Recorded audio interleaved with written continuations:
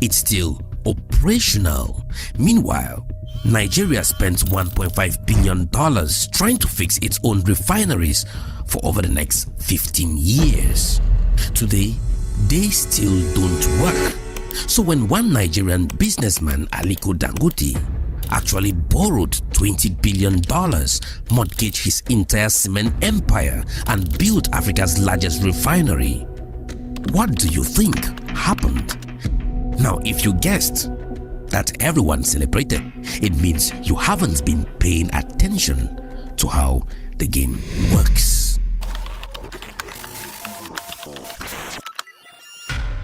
Now let's talk about what the Dangote refinery actually means. Not the press release version, the real version. Now, for 57 years, Nigeria has been stuck in this absurd loop. Pump crude oil out of the ground, export it abroad, then import the refined fuel back at 5 times the cost. It's like growing cocoa, shipping it to Belgium, then buying chocolate bars back from Belgium at premium prices. Now think of it this way. Imagine you have a mango tree, but you don't have a juicer. So you sell your mangoes for $1 each to a middleman.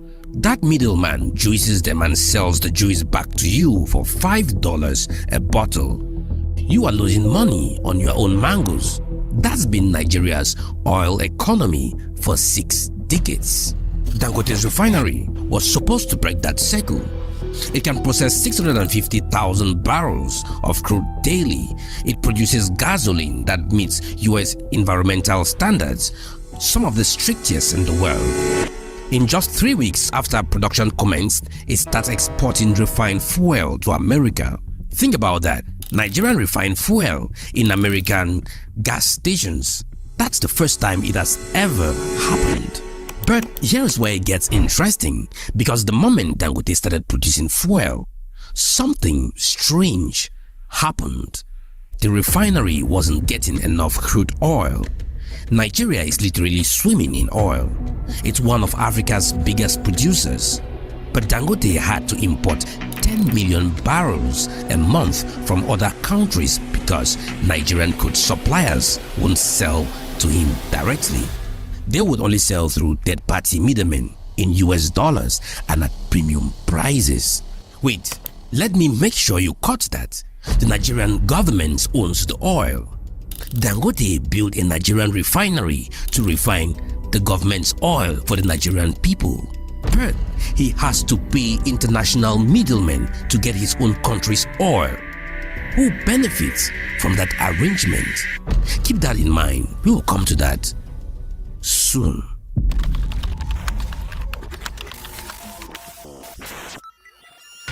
Now, in September 2025, Dangote reorganizes some staff positions. He says it's because of sabotage, people deliberately disrupting operations. He lets go of about 800 workers and says he will redeploy them across his other companies. Here is where the unions enter. Pegasan, that's the Petroleum and Natural Gas Senior Staff Association, shows up with membership forms.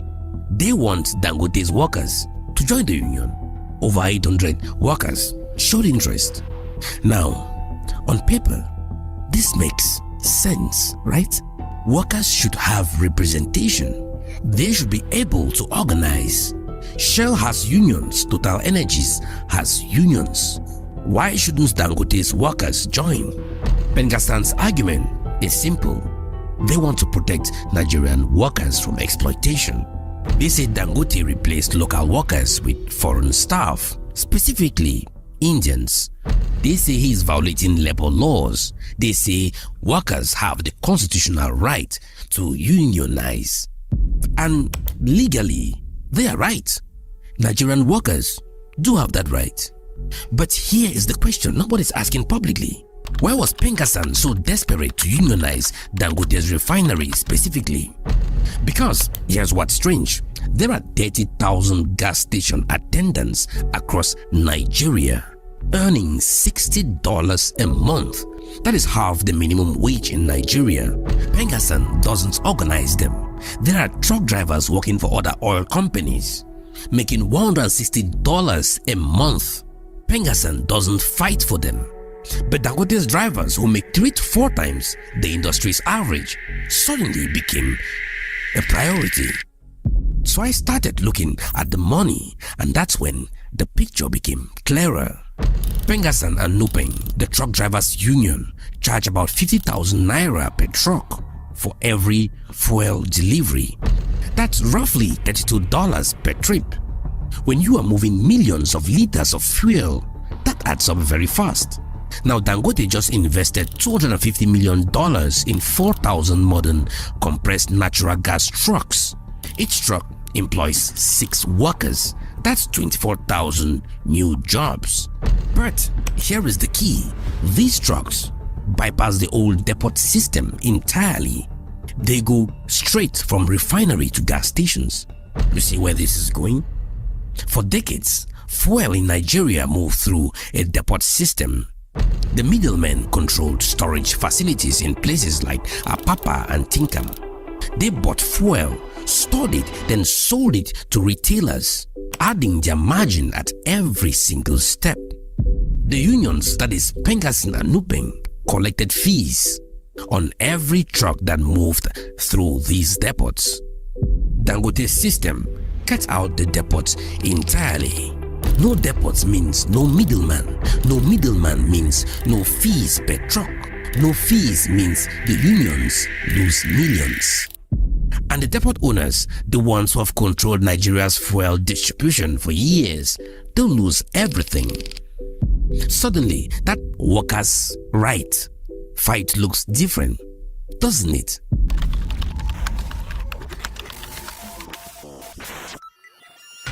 On September 27th, Pengassan ordered its members to shut off gas and crude supply to Dangote's refinery. Not to negotiate, to shut it down completely. Now think about what that means. This refinery produces 44 million liters of gasoline daily. It employs thousands directly and tens of thousands indirectly. At full capacity, it generates $2.2 billion in export earnings for Nigeria, and a union just ordered it turned off. Now, here's what makes this wild. Nigerian law explicitly says energy supply is an essential service. For essential services, union just can't strike whenever they want. They have to give 15 days notice. They have to try mediation first. They have to get approval from an industrial court. Pengassan did none of that. They just simply shut the valves. The National Industrial Court issued an injunction ordering them to stop. They ignored it and continued the strike anyway. Now, let me put this into perspective. While this was happening, electricity generation in Nigeria dropped. Hospitals started rationing power. Gas stations in Lagos began running dry. The fear of returning to fuel queues, something Nigeria hadn't experienced since Dangote's refinery came online, started creeping back. One refinery, one strike, and suddenly 230 million people are staring at chaos. Now, here is why this matters beyond Nigeria. Every single African country trying to industrialize faces this exact same fight. You try to build something that changes the system, and the system deploys every weapon it has to stop you. In this case, they weaponize labor rights. There is a reason why multinational companies hesitate to build major infrastructure in some African countries. It's not just corruption or red tape. It is this: the moment you threaten someone's rent-seeking arrangement, they will find a legitimate sounding institution to fight back with. Could be a union, could be a regulatory agency, could be an environmental group. The tool doesn't really matter. The pattern always remains the same. You try to cut out the middleman and suddenly you become a villain.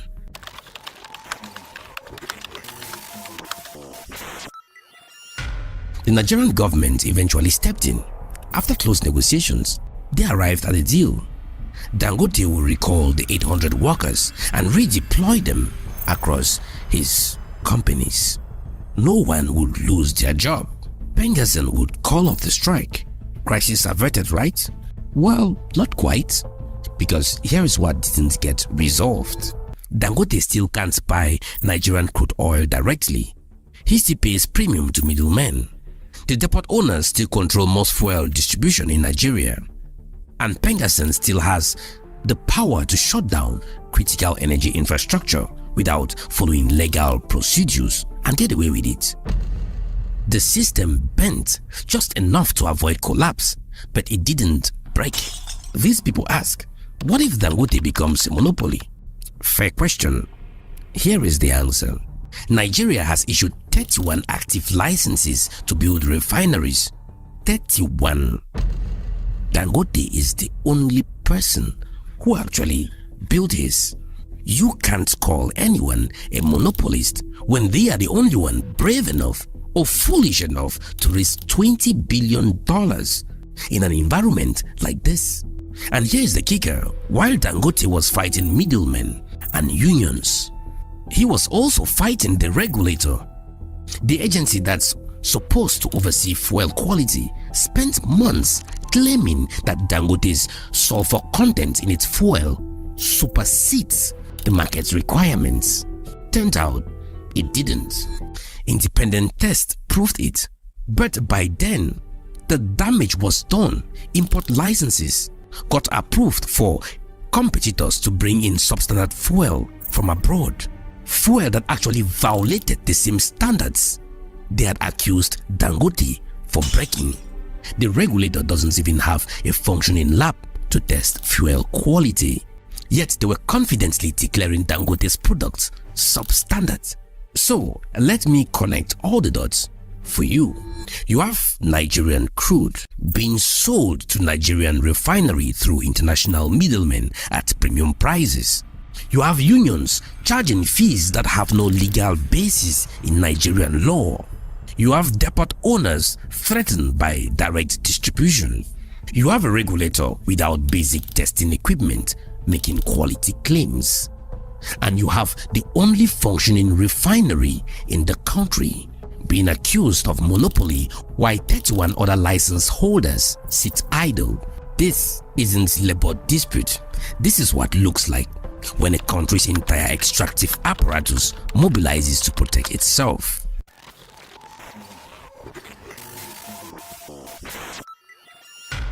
Now here's why this story matters, not just for Nigeria, but for anyone wondering why Africa struggles to industrialize despite having everything it needs. The resources are there, the talent is there, the money can be raised. We just saw what happened to Ethiopia's dam, the biggest dam in Africa. But the invisible infrastructure, the web of middlemen, fees and rent-seeking arrangements, that's what kills progress. Every time someone in Africa tries to build something that gets out the middleman, they discover the middleman has more power than the government because the middleman has captured the government. Through unions, through regulators, through every institution that's supposed to protect the public interest.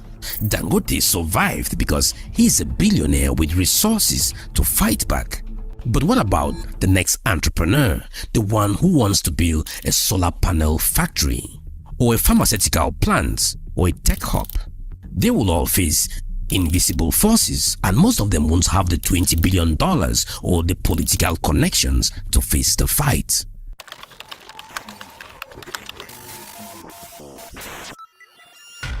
So, here's what you need to understand if you care about African development, or if you're thinking about investing in African industry.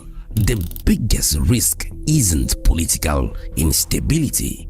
It's not even corruption in the traditional sense. It is this institutional capture. It's when the organizations meant to protect workers, regulate quality, and ensure fairness become weapons of preserving the status quo. Until African countries figure out how to break that pattern, we will keep on seeing the same story. Someone tries to fix the system fights back. If they are lucky, they survive but can't scale. If they are unlucky, they get destroyed completely. There is a Yoruba proverb: the hand of the child cannot reach the shelf, and the hand of the elder cannot enter the gourd. It means every generation has its role, but in modern Africa, the elders won't let go of the shelf, and they have also sealed the gourd. Until that changes, Nigeria and countries like it will keep fighting everyone who tries to help. The real question is, how many Dangotes gave up before they even started because they saw what the fight would cost? We will never know because we can't count the businesses that were never born. Africa Today is a business channel that is dedicated on exposing the financial potential of Africa, which is actually enormous. But there are certain things that we need to break them to make a breakthrough. Statistics show that the number of millionaires in Africa is going to increase by 47% over the next 10 years. And we in Africa Today want to do everything to increase that amount. That's why I'm giving it as it is, so that governments across Africa understand, so that they work intentionally to break these status quo chains and free the African people. I am Ason Wedris. You're watching The Strategic Lens. Until next time, bye. Thank you. Thank you for watching that thought-provoking commentary. Now we are going to hear from the panelists. But let me first explain how the dialogue will proceed. Each of the 5 panelists will present an introductory position statement to be followed by questions from both me, the moderator, and you, the audience. In answering the questions, the panelists should feel free to cross-talk. Now let's proceed with the first position statement by labor activist, Mr. Owei Lakemfa, who is the president of the Society for International Relations Awareness.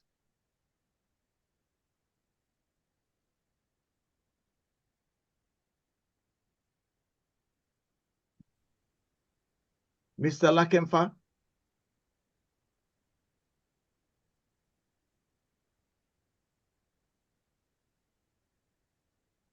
Please call someone else.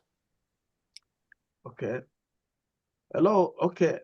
Okay, let's go with Dr. Aluko.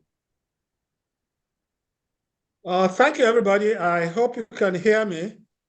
I want to thank the organizers of this Zoom, I will call it conference or summit, for inviting me and for asking me to join such an illustrious and quite varied panelists, and of course, for the moderator. I'm a chemical engineer, and refineries, chemical engineering enterprises, we would like to call that. I've actually worked in a refinery before, worked in the refinery in LSI Eleme in 1973-4, at a time when it was working. So I know that refineries can work in Nigeria. I worked as a student intern there, and we did, quite a number of us from various universities worked during that summer to ensure that it was working right. Fuel, energy is a strategic asset. Without energy, nothing really moves. And so the issue of being able to refine oil into finished product like PMS and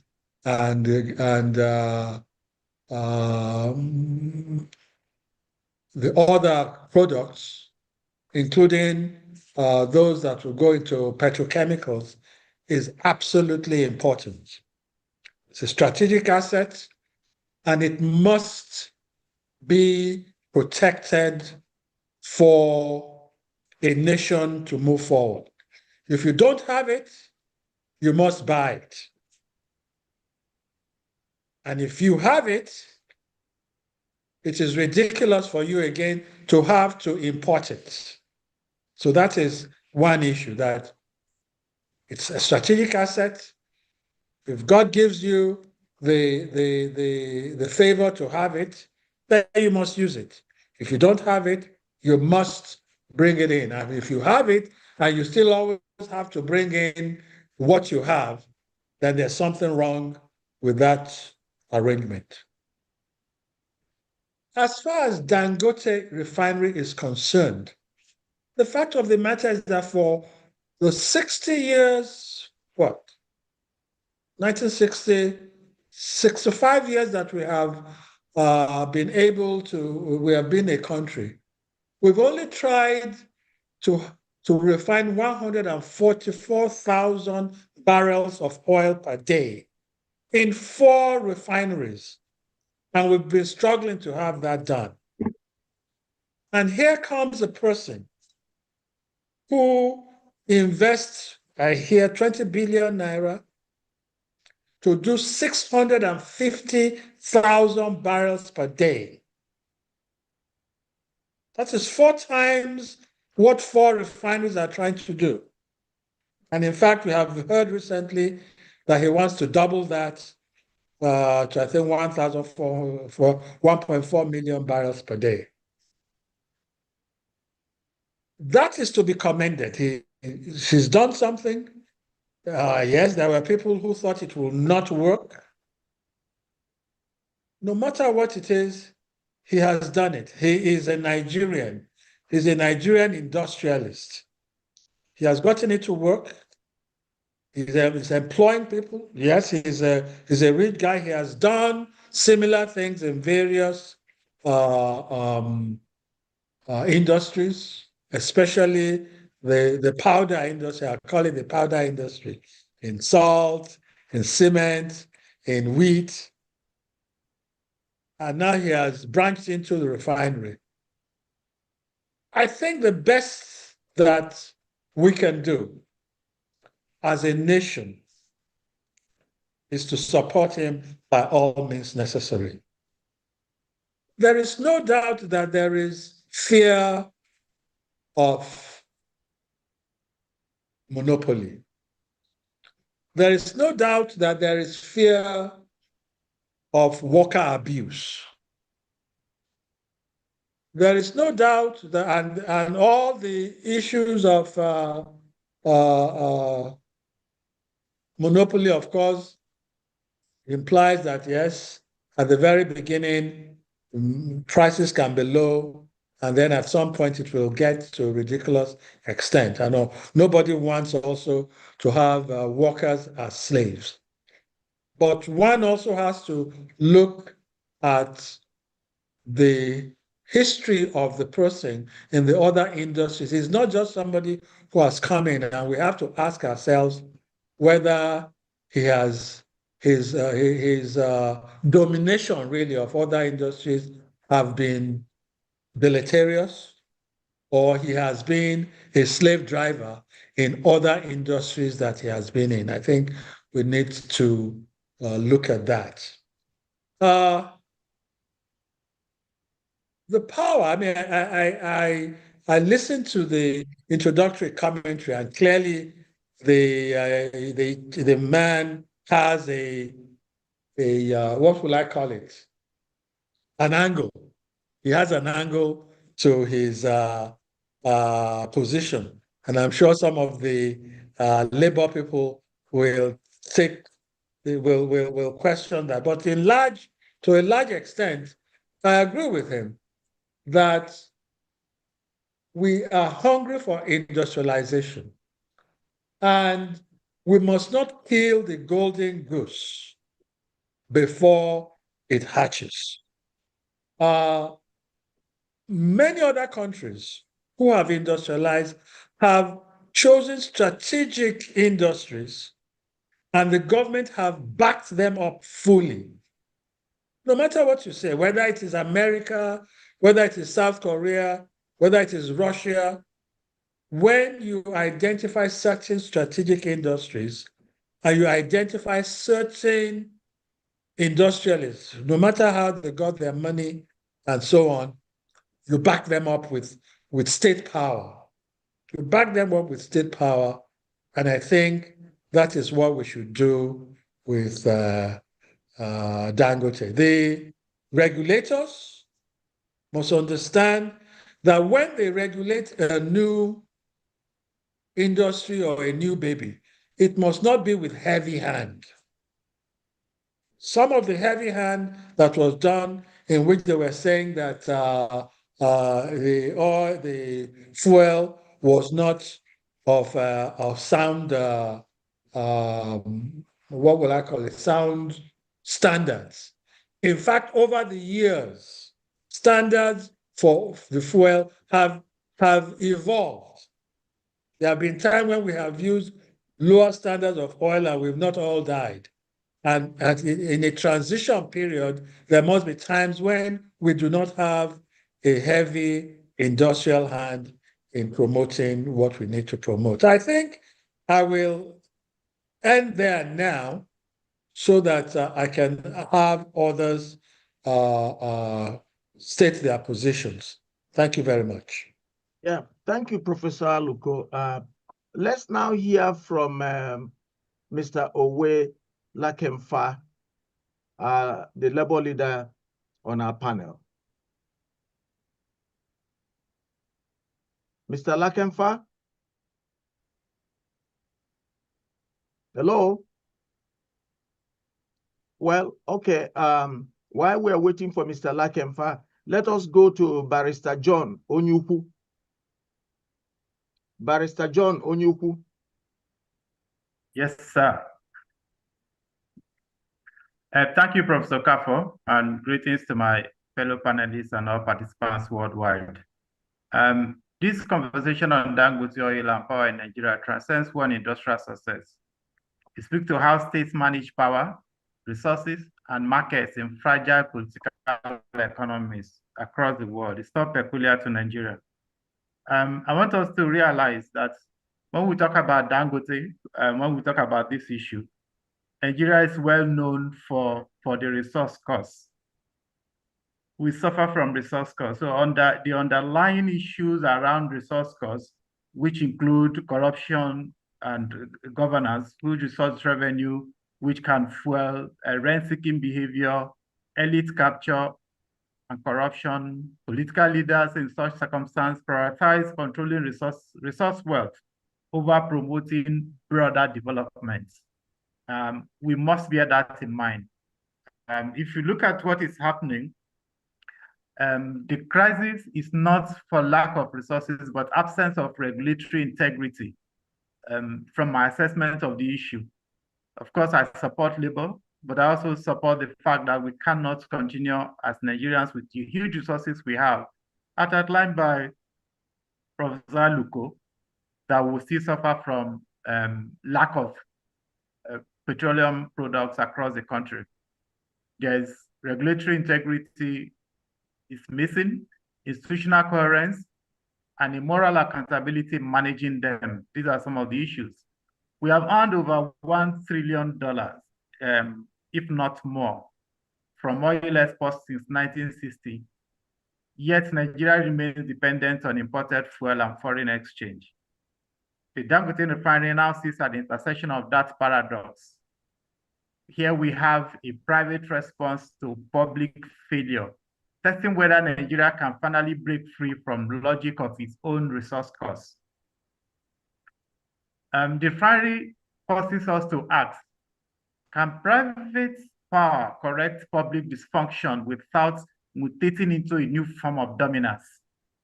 And that's a question that we must always ask before we take position on this issue.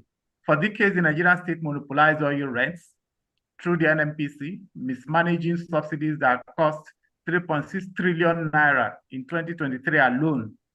Today, a single enterprise with a 650,000 barrel per day capacity, what we couldn't do with 4, larger than national daily consumption, which is about 450, controls a critical lever of energy security. So we'll ask, this concentration of industrial and economic power somehow seem to blur the line between sovereign capacity and corporate sovereignty. It challenges the very foundation of the social contract. It shifts developmental legitimacy from democratic institutions to corporate capital. And I think the shock is why we have some of these reactions from some stakeholders, because majority of ordinary Nigerians on the streets seem to line up behind Dangote. As I argue in a policy brief I authored as part of my international policy fellowship 2007, that's of the Soros Foundation. Nigeria risks moving from state capture by elites to market capture by monopolies, thereby configuring, not resolving, the moral problem of power. So we can reconfigure it, but we will not resolve it. But that possibility is highly there. When you look at governance and the legal perspective that I also want to look at some of these issues, the Petroleum Industry Act 2021 was designed to liberalize and regulate the sector, establishing rules for competition and oversight. Yet, 4 years after its enactment, only 2 of 6 regulatory frameworks are fully operational. Institutions such as NNDPRA remain dependent on executive discretion and weak interagency coordination. The recent 15% import levy on refined fuel, though framed as patriotic, exposes a governance gap. It is less a competitive instrument and more a protectionist shield, substituting policy foresight with policy reaction. We still legislate as if regulation were political favor and not a public trust. And that's one of the challenges that we are facing as a country, and the governance gaps that needs to be dealt with. And these are some of the challenges of a country that is suffering from resource costs. According to the World Bank Governance Indicators 2024, Nigeria ranks 177 of 199 countries on regulatory quality. The challenge, therefore, is not legal insufficiency, but institutional fragility.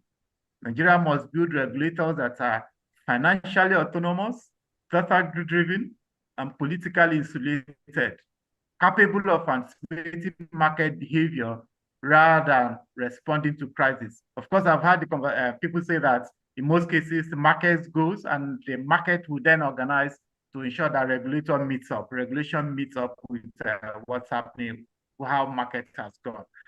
And of course, some of the arguments in the banking sector. But if we want to be able to do this, government should, in anticipation of whatever is going to be the case, rather than allow the market to capture regulation, start engaging. The US government did it with AI. They invited the major stakeholders and they started ensuring that the state had capacity and had clarity on what needs to be regulated and how to go about it. So, and that can also begin to happen here. If we have 40 licenses issued already, so we have a critical stakeholders within that sector that can work with regulators to set up the regulatory framework that is needed, which is missing, which is part of why we are where we are on this issue. Economically, the refinery's potential is transferred to 10 billion annually in foreign exchange. Can we imagine what that would do to our economy? Dollar missing and all of that, inability to use card when we travel outside Nigeria. It could supply 100% of domestic fuel needs, which it's capable of even from now, but somehow some interests seem to say, no, we should still import. And I think that's part of why government decided to slam the 15% tax on imported fuel. And it would anchor downstream industries from petrochemicals to fertilizers. Yet these projections are hostage to fiscal inconsistency. All of these possibilities are being held hostage by fiscal inconsistency, forex volatility, and governance opacity, especially governance opacity. Our macroeconomic, that's Nigeria's macroeconomic environment, remains unpredictable. Inflation above 30%. Don't know what government is saying, but that's the reality. Exchange rates that is still trying to be stable, and shifting average energy taxes create commercial uncertainty. The 15% import tax again shows how the state mistakes protection for policy. True industrial strategy will strengthen logistics, access to credit and infrastructure efficiency. It will build competitiveness through productivity and not privilege. The Dangote example illustrates a broader truth. Industrial success in a weak state risks being structurally dependent, where the market is private, but the risk remains public. Philosophically, this exposes Africa's unresolved relationship with capitalism, admiring scale while fearing dominance. It raises the question of energy sovereignty. Can Nigeria achieve self-sufficiency without ceding regulatory autonomy to a single firm? It has regional implications, with the capacity exceeding the combined output of several West African refineries. The facility could shift ECOWAS energy trade patterns and shape continental value chains under the African Continental Free Trade Agreements. That's if we let that work, which is a different conversation altogether. However, without deliberate regulatory diplomacy and transparent governance, this dominance may reproduce the same inequalities the oil boom entrenched. I have previously, my previous engagements on this issue of resource costs, underscored that escaping the resource costs demands disciplining both the state and the market through robust institutions and inclusive governance. And that's the heart of development. But for now, in conclusion, the refinery is both a symbol and a stretch test, demonstrating that private capital can achieve where the state failed, yet exposing how shallow Nigeria's governance architecture remains. To break the resource cost cycle, Nigeria must transform policy discretion into institutional discipline, embedding transparency, independence, and fairness in its regulatory culture. If done right, this refinery will mark not just an industrial milestone, but a moral turning point where private ambition aligns with public purpose, and oil power finally serves the people and not merely the powerful. I think the refinery, the implications around it is a critical sector, a critical national investment, somehow needs to be protected. We need to agree on how we do that. Thank you, Prof. Thank you very much, Mr. Onyeukwu, for your insights. Now, we're going to have Mr. Lakemfa, the Labour leader on the panel, share his thoughts with us. Mr. Lakemfa. Thank you very much. I hope I'm being heard. The issue about Dangote refinery is not about its businesses, but its practices.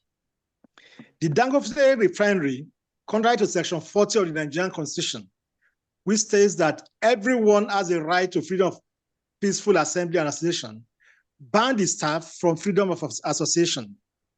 2, it also violated Article 23 of the Universal Declaration of Human Rights, which states that everyone has a right to freedom of peaceful assembly and association.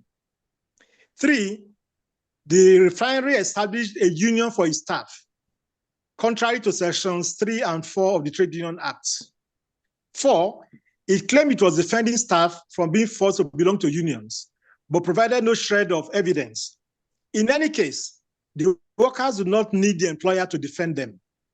5, Dangote refinery unilaterally fired over 800 workers, claiming it was reorganizing.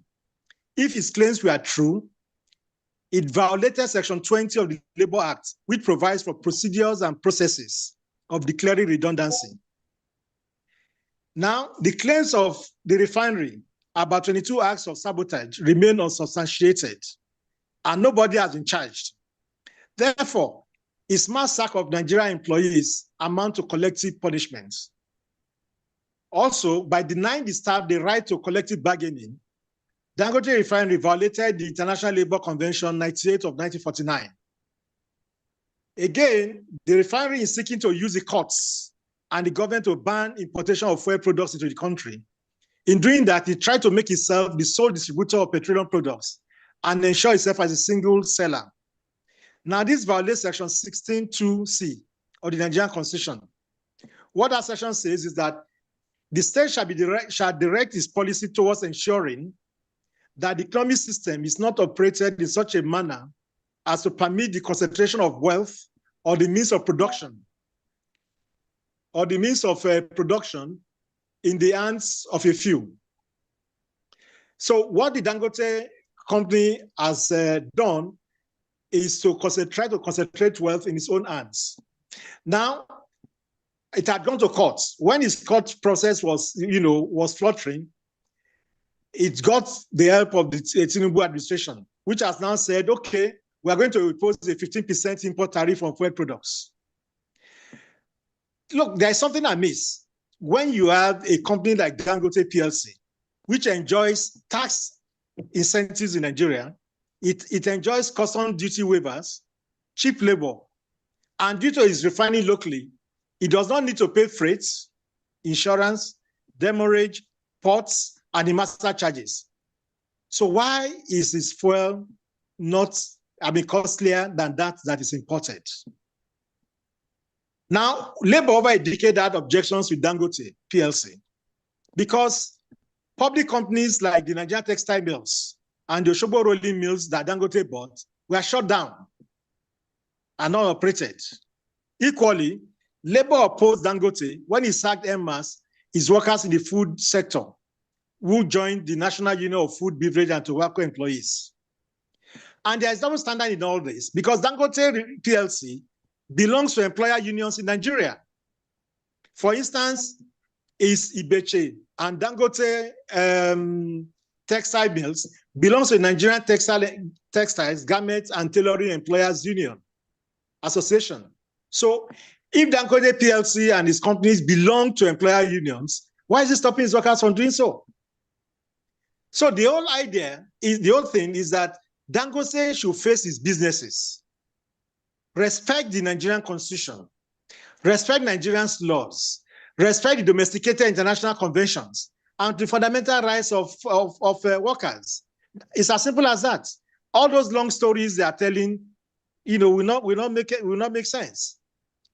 What we had watched, from the video we showed, is just full of propaganda and falsehood. Dangote should do his business and let workers have a right to their own freedom. For instance, there is the issue that, the union is collecting, 52,000 or whatever per truck. It's not true. The National Union of Petroleum Workers, NUPENG, collects 7,000 naira as union dues. And this was agreed by the union itself. It wasn't imposed by anybody. The other 12,000 naira that comes is for things like insurance, health care services, training and retraining.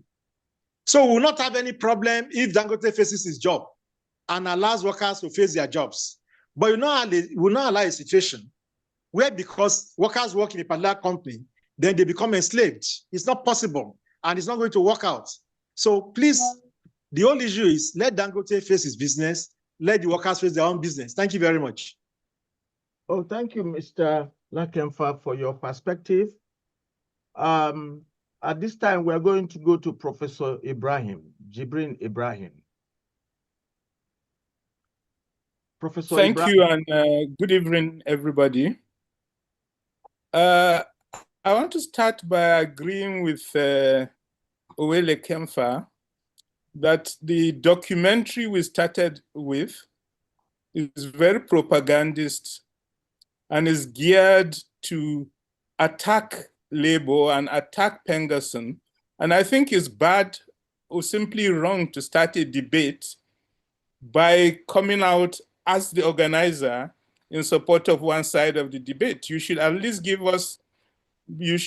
be polite enough to allow us do the debate before you enter at the very beginning and try to swindle the arguments in one side. So don't repeat that, it's not good. Having said that, however, my position is that I'm a Dangote fan. And I've not always been a Dangote fan. I had a long transition from being a Dangote hater to a Dangote fan. And that transition took 40 years. It was in the late 80s and early 90s that the Dangote debate started.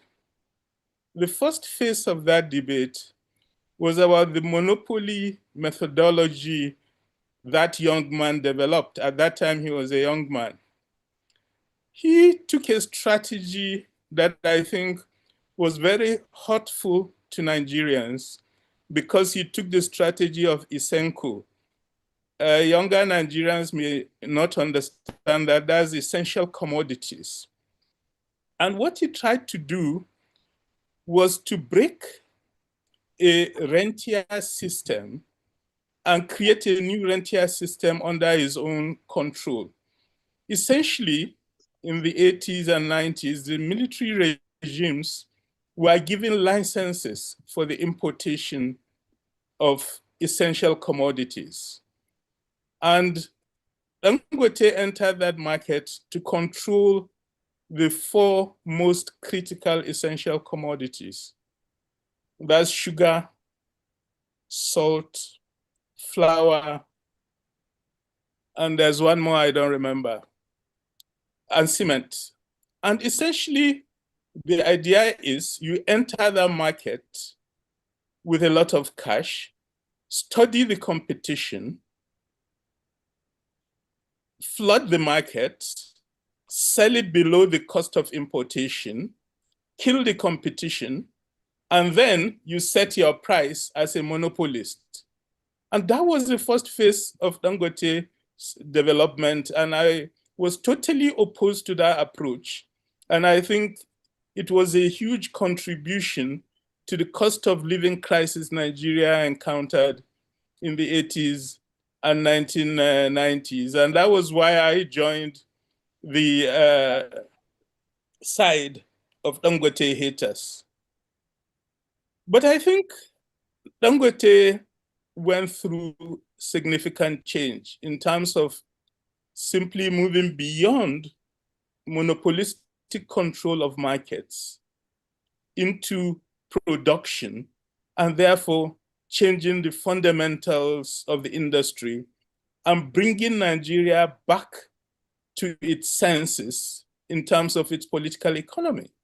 Because what the licenses regime of the 80s and 90s did was to destroy the import substitution industrialization policy developed by in the second National Development Plan. Essentially, by flooding the market with cheap imports and allow industries to die, then Nigeria's march towards industrialization basically collapsed completely. And the revival of that approach is very important to our future. I think a lot of the speakers have spoken about the great contribution of the new oil refinery, and I agree with what they are saying. And I feel such an industry must not be sabotaged. And at the same time, it should be supported because it's the pathway to our development. It is really important, having gone through decades of struggling to get the Nigerian state fix the refineries. Owei and I have had a long history, a 40 years history, of organizing demonstrations against the increase of petrol prices in this country.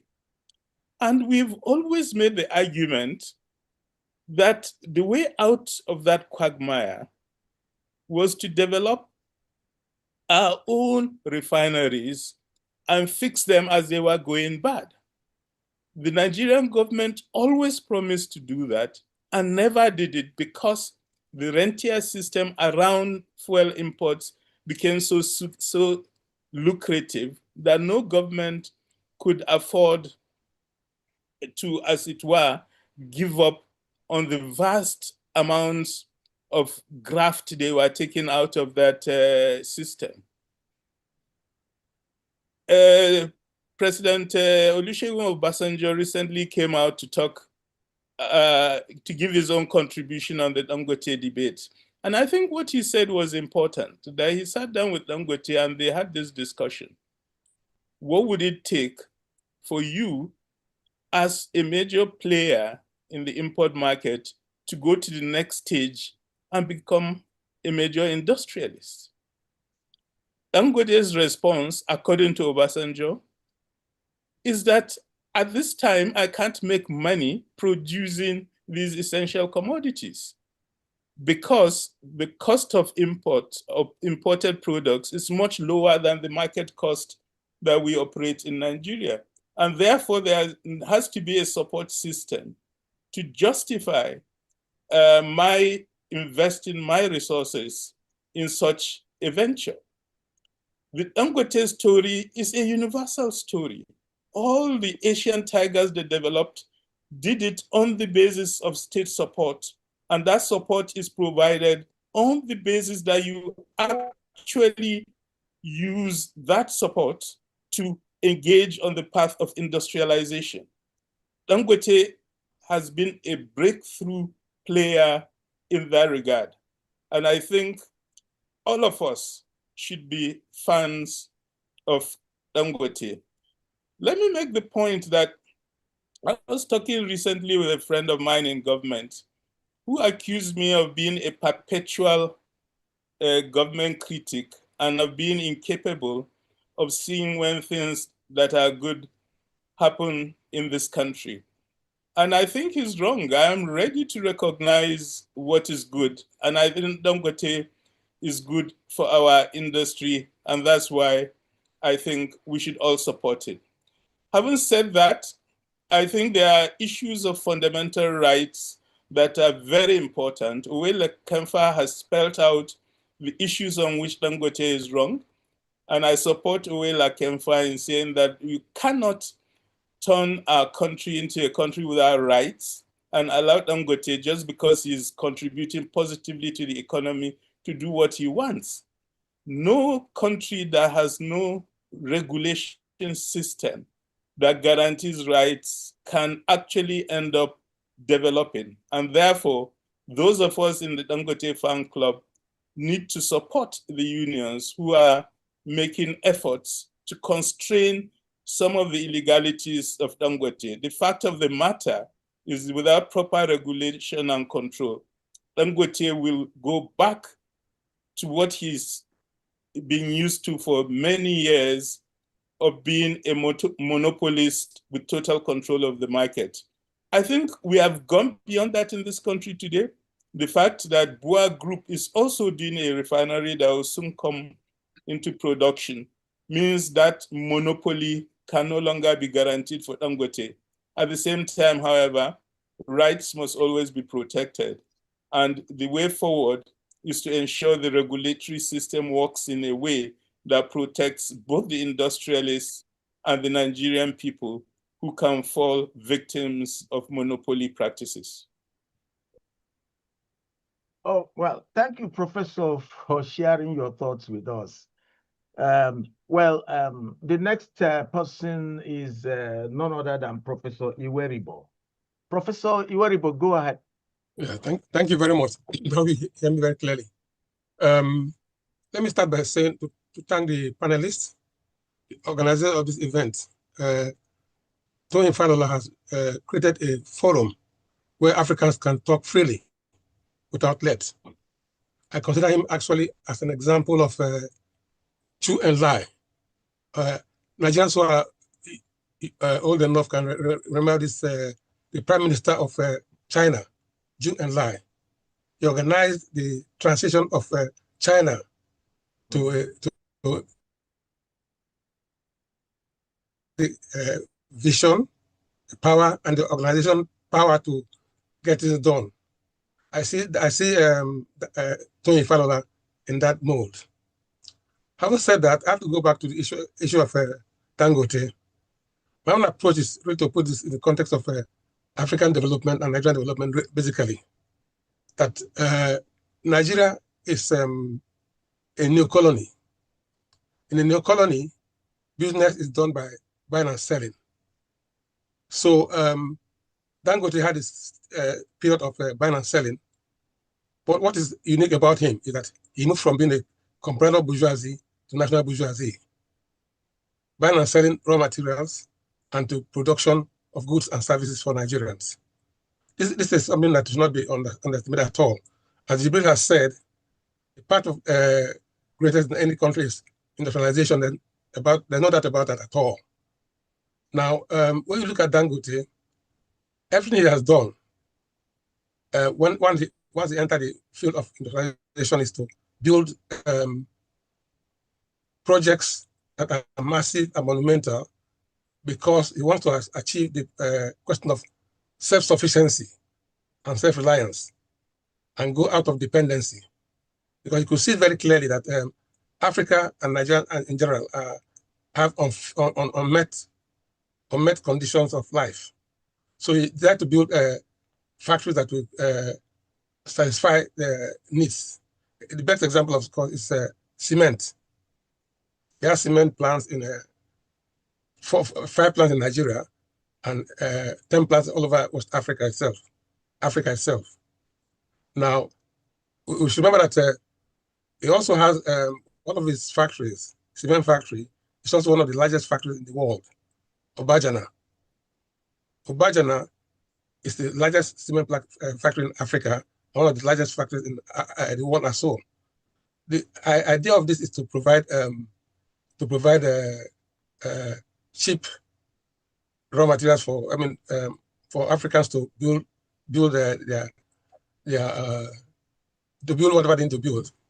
It should be remembered that always Dangote is accused of certain things that are not right at all, because the reason why his products are expensive in Nigeria, for example, is that he has to provide everything to need to build, including power. If you go to Ethiopia, where he uses public power for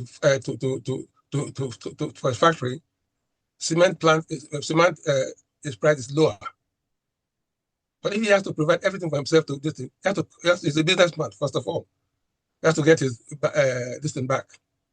So from that point of view, I see him actually, his transition from being a trader to being an industrialist is a major event that happened in African history. From that point of view, I put him among those people I call, I put it this way, that in African development, Africa is always defined as being pathological narrative and the affirmative narrative. The pathological narrative says that Africa is corrupt, backward, and so on and so forth. In this regard, I disagree with my colleague who talked of resource cost.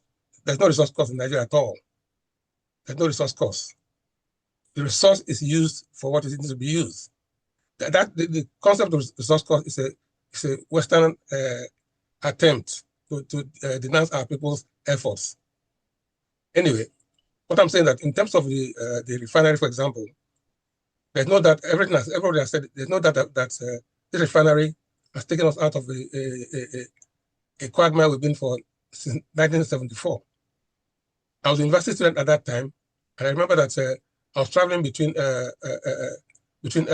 Jos to Lagos, and I was stuck in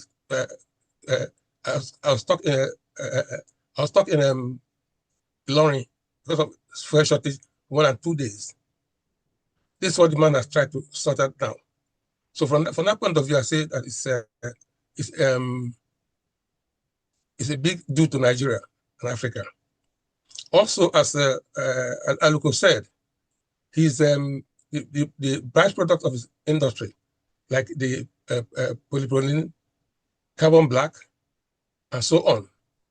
They are the seeds of my African industrialization. There's no doubt about that at all. So he has challenges that he has. I agree that he should not. He should respect the rights of workers everywhere. I agree with that totally.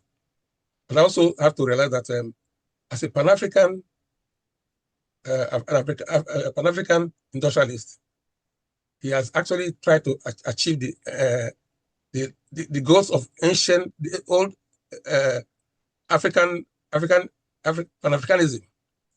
The idea was to promote African unity, liberation, and prosperity. Dangote has put Nigeria on that pathway. Thank you very much.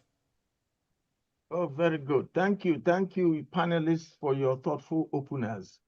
Let me comment briefly on a point made by Professor Ibrahim about the opening video documentary, which he said is biased in favor of the Dangote refinery. But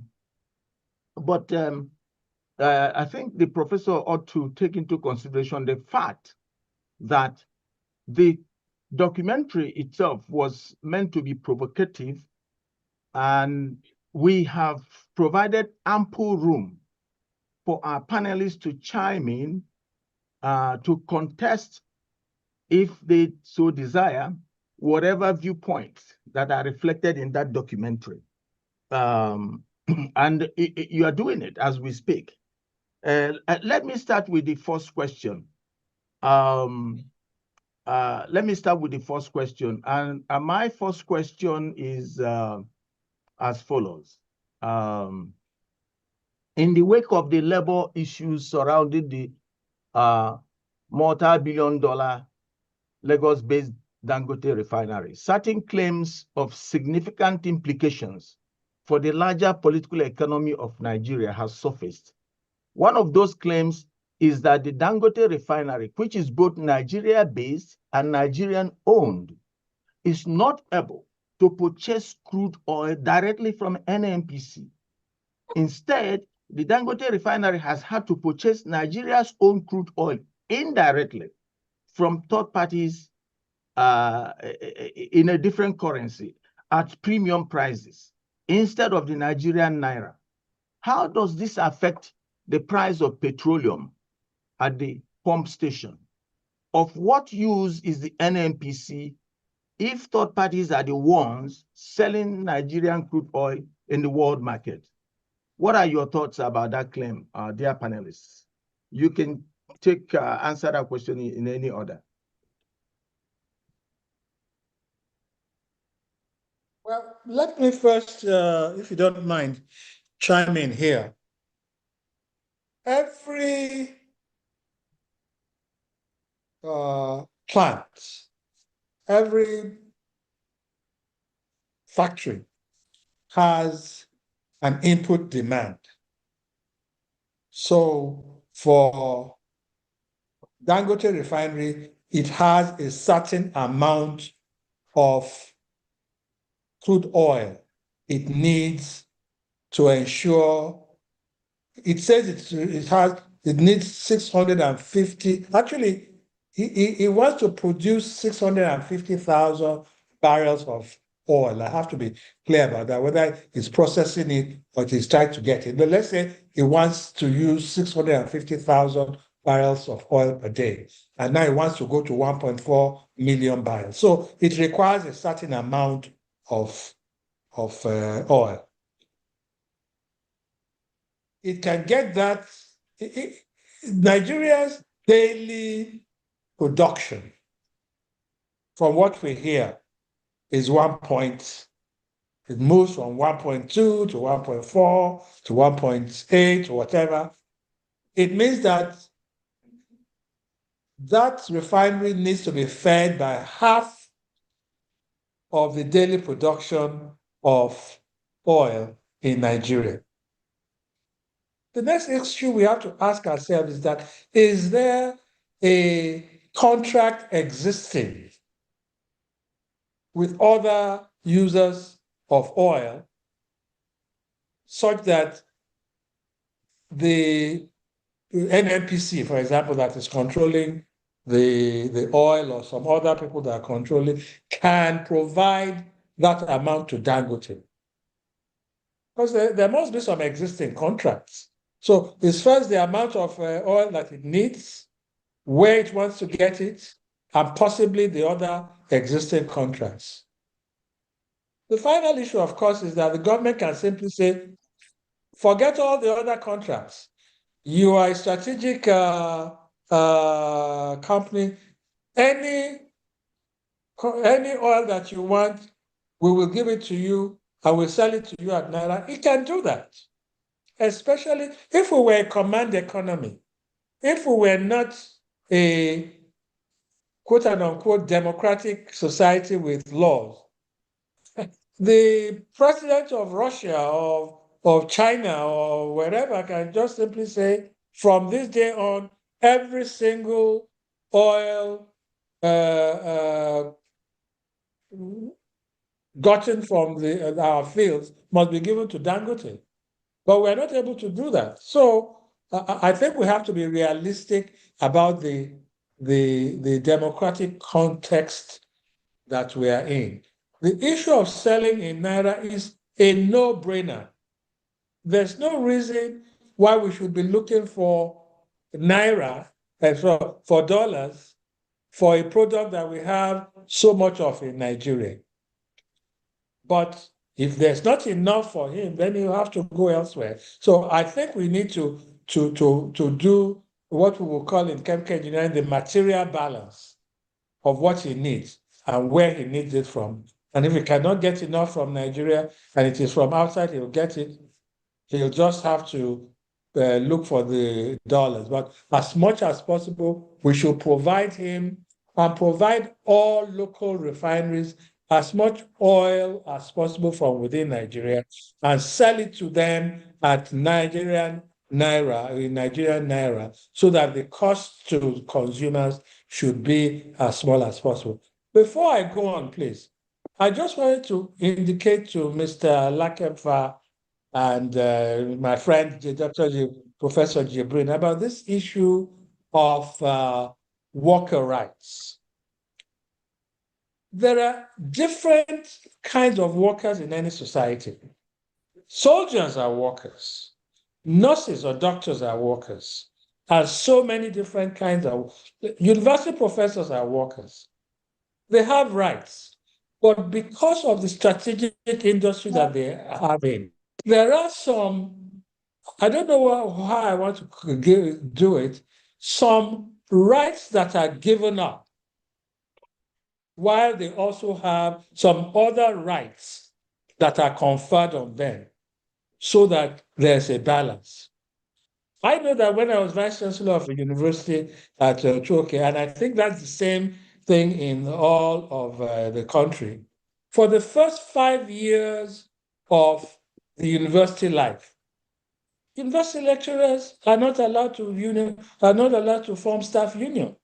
I did not have ASU or NASU or NAS when I was Vice Chancellor for the first 4 or 5 years in the university. But they now have it now. The idea is for you to allow a system to stabilize in some respect. To stabilize in some respect so that we didn't have a council. We did not have a council during those 4 or 5 years.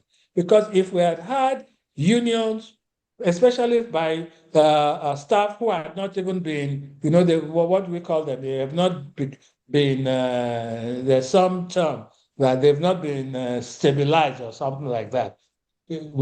So I think we need to look at a situation where strategic, important companies have a situation where some rights are negotiated so that they can mature. And we should not just look at this as if they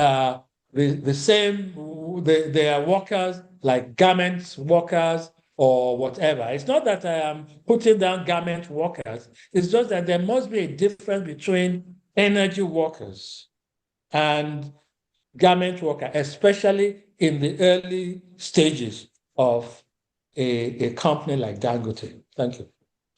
Oh, great. Does any panelist want to chime in there what are your thoughts about what Professor Aluko so eloquently stated?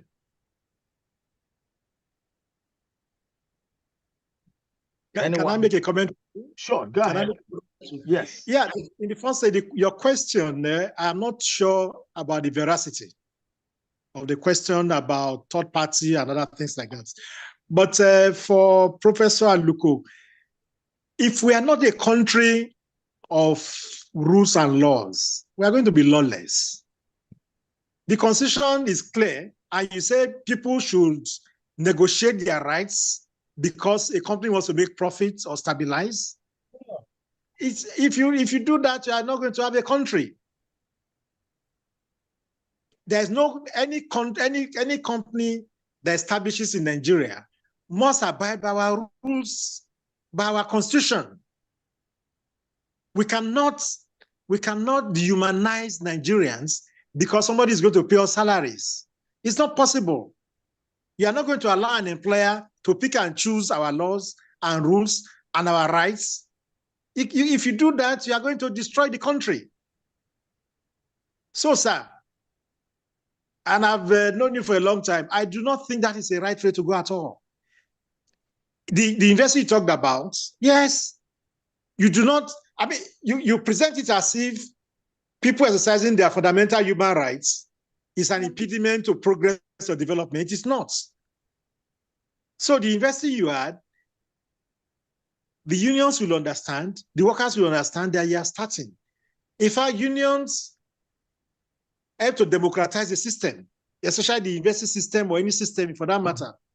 So, sir, we must never allow a situation where Nigerian rights, the rights of Nigerians are denied or Nigerians are dehumanized just because a man wants to stabilize. It's not possible. Yeah, if I may just share a few words on what you said.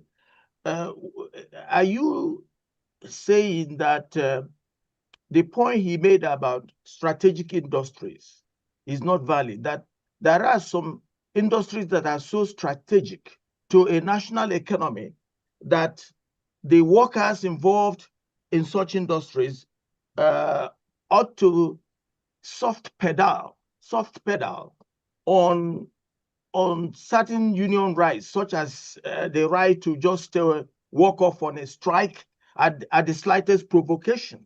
I don't think that Aluko was making a case that the union rights of Nigerian workers should be abridged arbitrarily. You know, I think he's calling attention to certain industries that are strategic to the economy, and that if you do not abridge the right to strike in such industries, you might imperil the economy.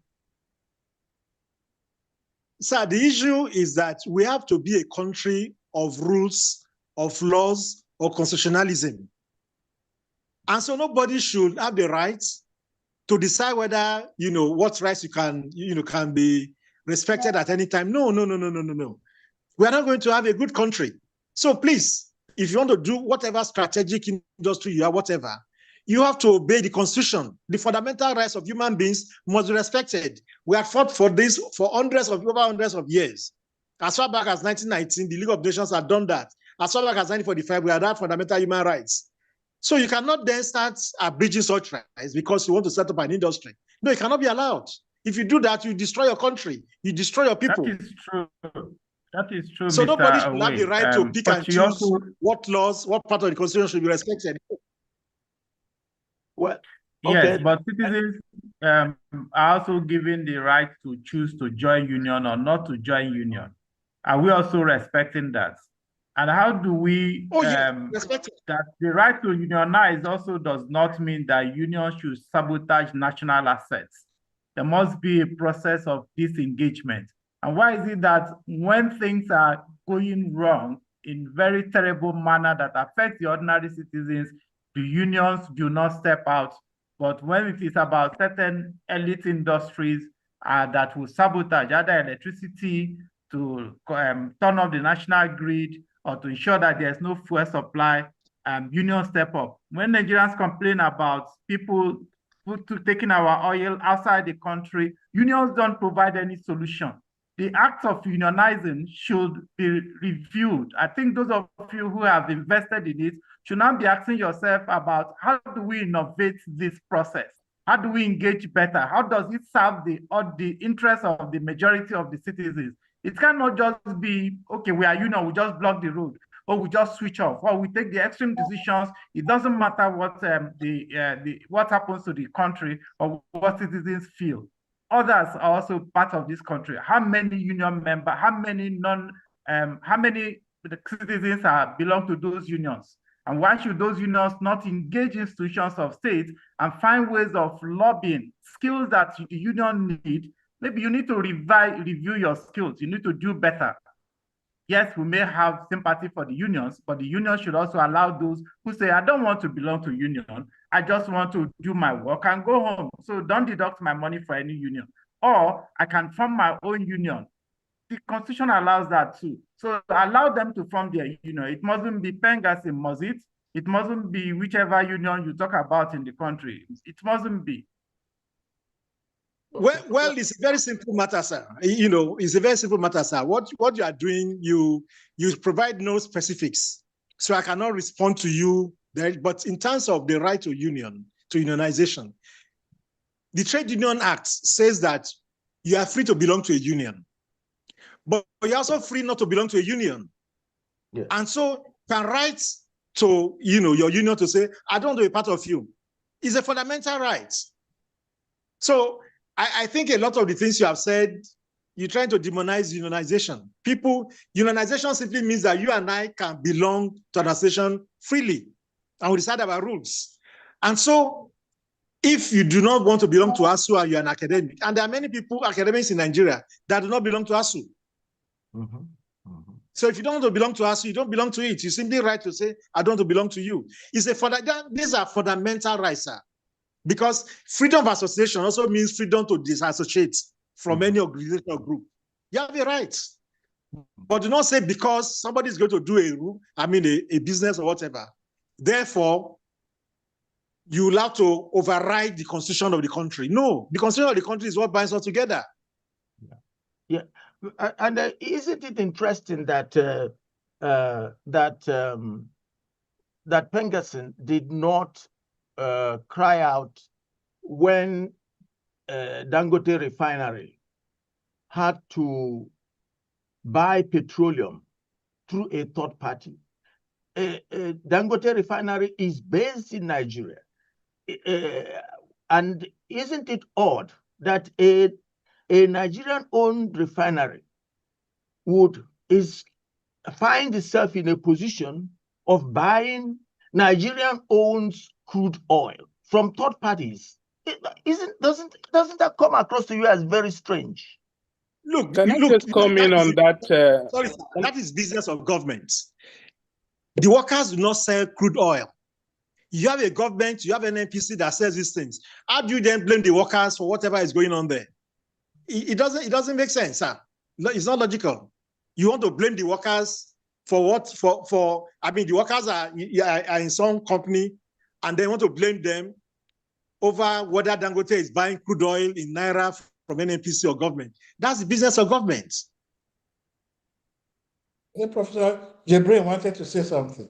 Yeah, go ahead. I wanted to respond to this issue of blaming the unions for the situation in which Nigerian crude is not being sold to Nigerian industry. Professor Aluko has already responded to that. And when I reached out to the industry, it was the same response I got, that the reality on the ground is that due to oil theft, our production has gone down. Nigeria has signed contracts with distributors already. The cost of canceling those contracts is extremely high, and therefore they are unable to supply all the crude Dangote needs directly. So it's a situation in which we find ourselves, and the obvious solution has always been we increase our oil production. We still have huge reserves and we could have increased our production to meet up with the additional requirements from Dangote refineries. The government said it's been trying to work on that, but it has not reached that level. But it cannot be that you attack unions for failure of government-industry relations in which they have absolutely no role. So please leave unions alone and let's focus on this debate on the industry itself. Any more thoughts on that? But it has also been suggested that the labor controversy surrounding the Dangote refinery has not really been about workers' rights or unfair labor practices on the part of the management of Dangote refinery, although on the surface it might appear to be so. What about the school of thought that the real issue has to do with institutional capture, which is described as the web of middlemen and middlewomen, fees and rent-seeking arrangements that stifles industrial progress, not only within Nigeria, but across Africa? This institutional capture, are you concerned about that? I'm very concerned about that, and my own intervention was how the Nigerian economy has suffered greatly in the last 50 years from institutional capture. And the whole issue I described about the import licensing regimes was part of that institutional capture. Subsequently, Nigeria decided to open imports. And when you open imports, it's a profound change of policy because you are moving from a situation where government allows specific individuals to import products necessary to one in which anybody can now do what they want. And when you do that, it has consequences for your industries. And I think when I say I'm a Dangote fan, what I meant is that it wasn't obvious it was possible to make money through industrialization in this country for a very long time. This man found a way to do it. He has the strength, he has the knowledge, and he has an understanding of the system that allowed him to succeed in an arena in which people thought success was impossible. And that assumption of the impossibility of success lasted at least 30 years in this country. And now there's a main breakthrough. And I think there's a sense in which part of what's happening in this country today is that there are many industries in which new actors are emerging and breaking out.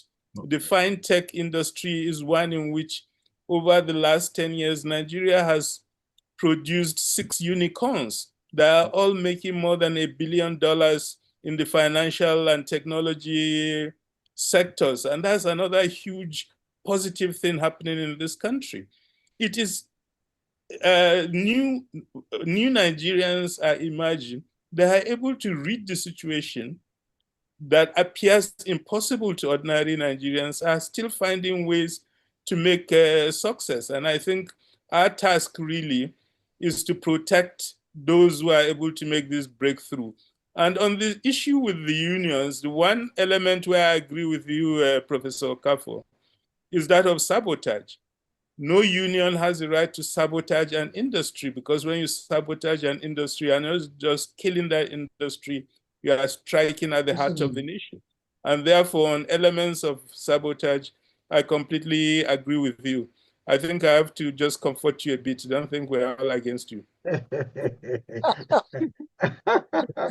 Thank you. Go ahead. Go ahead.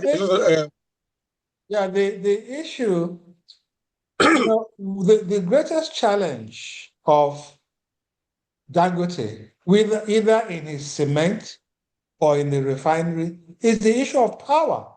Somebody mentioned, I think it was Professor Iweriebor, who mentioned the issue of Ethiopia and the fact that he is able to sell cheaper in Ethiopia because he's using municipal power rather than his own power. And I've been Commissioner for Infrastructure and Public Utilities in Ekiti for the past 5 years. And the issue of electricity, where the new government has Buhari when he was leaving and Tinubu's government when he came in, agreed on the Electricity Act to make states to be more involved in their power. I think that is one aspect that I'm hoping that people like Dangote and others will also come into the entire value chain, generation, transmission, distribution, and metering. Because once that is done, the irony of industrialization is that you need to be industrialized before you really become industrialized. And that is a big issue that we need to be able to address. I heard not too long ago that Dangote wants to come into the power sector. I'm hoping he comes in to again demonstrate what he has done in the what I call the powder industry and now in the refinery industry. But we need people like himself in the power industry to really, and that will be the thing that really ensures that more people can enter into the industrialization of Nigeria when we are able to solve the power issue. Thank you. Yeah. It's interesting you are raising that. Sorry, just a Aluko, sentence. you're throwing up In a very important issue. And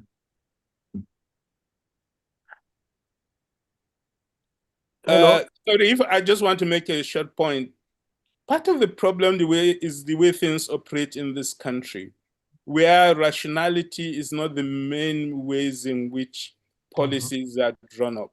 2012, 2013, when there was a bid for private companies to take over power production and distribution in Nigeria, Dangote, as the rising industrialist in Nigeria, applied for a power production license. And he was rejected on the basis that his industries are not solid. None of the others that got the licenses had done 1/10 of what Dangote had done, but he was denied a license. And if Nigeria later paid a huge price because the power industry collapsed completely, it's because people like Dangote who actually applied for those licenses were denied it. I think the barrister wanted to say something. Go ahead. So I just want to bring us back to this issue around Dangote intervening in power. Remember, I'm sure most of us will remember, if not all, who are participating here. At some point, Dangote said, after this refinery, I want to do something on steel. And suddenly, there were attacks. Oh, Dangote wants to take over the whole thing. He wants to take over Nigeria. He's this, he's that. But these things are not about Dangote. There are many business conspiracies against Dangote. The thing is that the system has failed to create conditions for competition. A vacuum of governance is what is breeding this monopoly perception. It's not even that there is a monopoly. Dangote is a businessman. If there is gap, he wants to take advantage of it. Exactly. Government have issued licenses. How many of those people issued with those licenses are invested? So I think someone like Dangote needs to be encouraged at this stage. If there are labor issues to be dealt with, we should deal with those labor issues. If there are concerns around monopoly, why do we have the Petroleum Industry Act and the Federal Competition Agency? We have those things there. Why are they not as effective? Why are they lacking the capacity? In my first intervention, I spoke about how the US, at some point, I think a year or two ago, started talking about regulating AI. They called in the industry players and they have conversation and they had standing meetings and they were involved in basically curating what the regulatory framework should be and ensuring that the state has the capacity to regulate. That's what we should be doing. There's a governance failure, and that's why all of these things are arising. That's why all the conspiracy theories against Dangote. That's why Labour also will not engage any of the governance agencies to ensure that we deal with the governance and regulatory gaps that we are contending with. But we see Dangote, why did you do this? Why did you invest in this? Hey, any Nigerian who has the capacity, any African who has the capacity to invest in areas that one, create job, take us out of this 20th century lifestyle we are living in Africa with power cuts and all of that, we should encourage them. That should be the purpose of government. If government is able to, the least government can do is to match them to ensure that their excesses are controlled, but not to destroy those investors or not to destroy innovation because somebody is afraid that it's one man. For goodness sake, he's not keeping all the money to himself. He's paying salary, he's paying tax, he's investing here in Nigeria. There are many Nigerians who could also invest in those industries, but who are not because they don't want the bad name that will come with it. I think it's governance failure. That's what we are dealing with. And I think that's what we need to discuss. The political economy of governance failure is what is leading to all these Dangote conspiracies. Thank you. Yes, Professor Ibrahim alluded to the concern that certain governmental policies have not been logically framed. I mean, this reminds me of a famous statement by Professor Mbembe that if we don't rehabilitate reason, we will not be able to fix our broken world. To what extent is the government to blame for the situation that we are examining? Let us turn the beam, the light beam on the government itself. How would you evaluate the role that the government itself has played in all of this drama?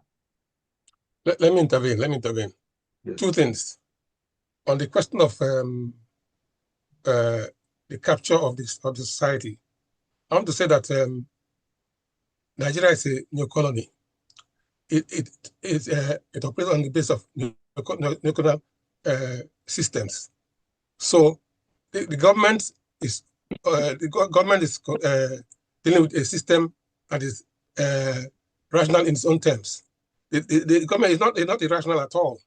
The system we have today, based on buying and selling, being combrados and so on, is about how you buy and sell goods. It's not about it's a rational system on its own right. To do what we have to go out of this, we have to dismantle what we have in place. We have to dismantle and rebuild a new thing in its place. The government cannot build beyond itself. The governance itself follows a pattern of development all this time. After all, the government allowed the importation of bad oil in Nigeria for the past 40 years, because they are beneficiaries of the system. So to do that, to get out of that, you have to dismantle the system that makes it possible for that to happen. So the present government system cannot dismantle itself because the benefits from the system that it has already. Secondly, on the question of power, I don't think the issue is giving licenses to states, individuals to generate power. The problem we have, the problem we have really, is the question of engineering of power. To produce power in Nigeria, we have to have electrical engineering industries to produce distribution equipment, stationary equipment, and so on and so forth. Without that, we're just beating about the bush. Because remember that all the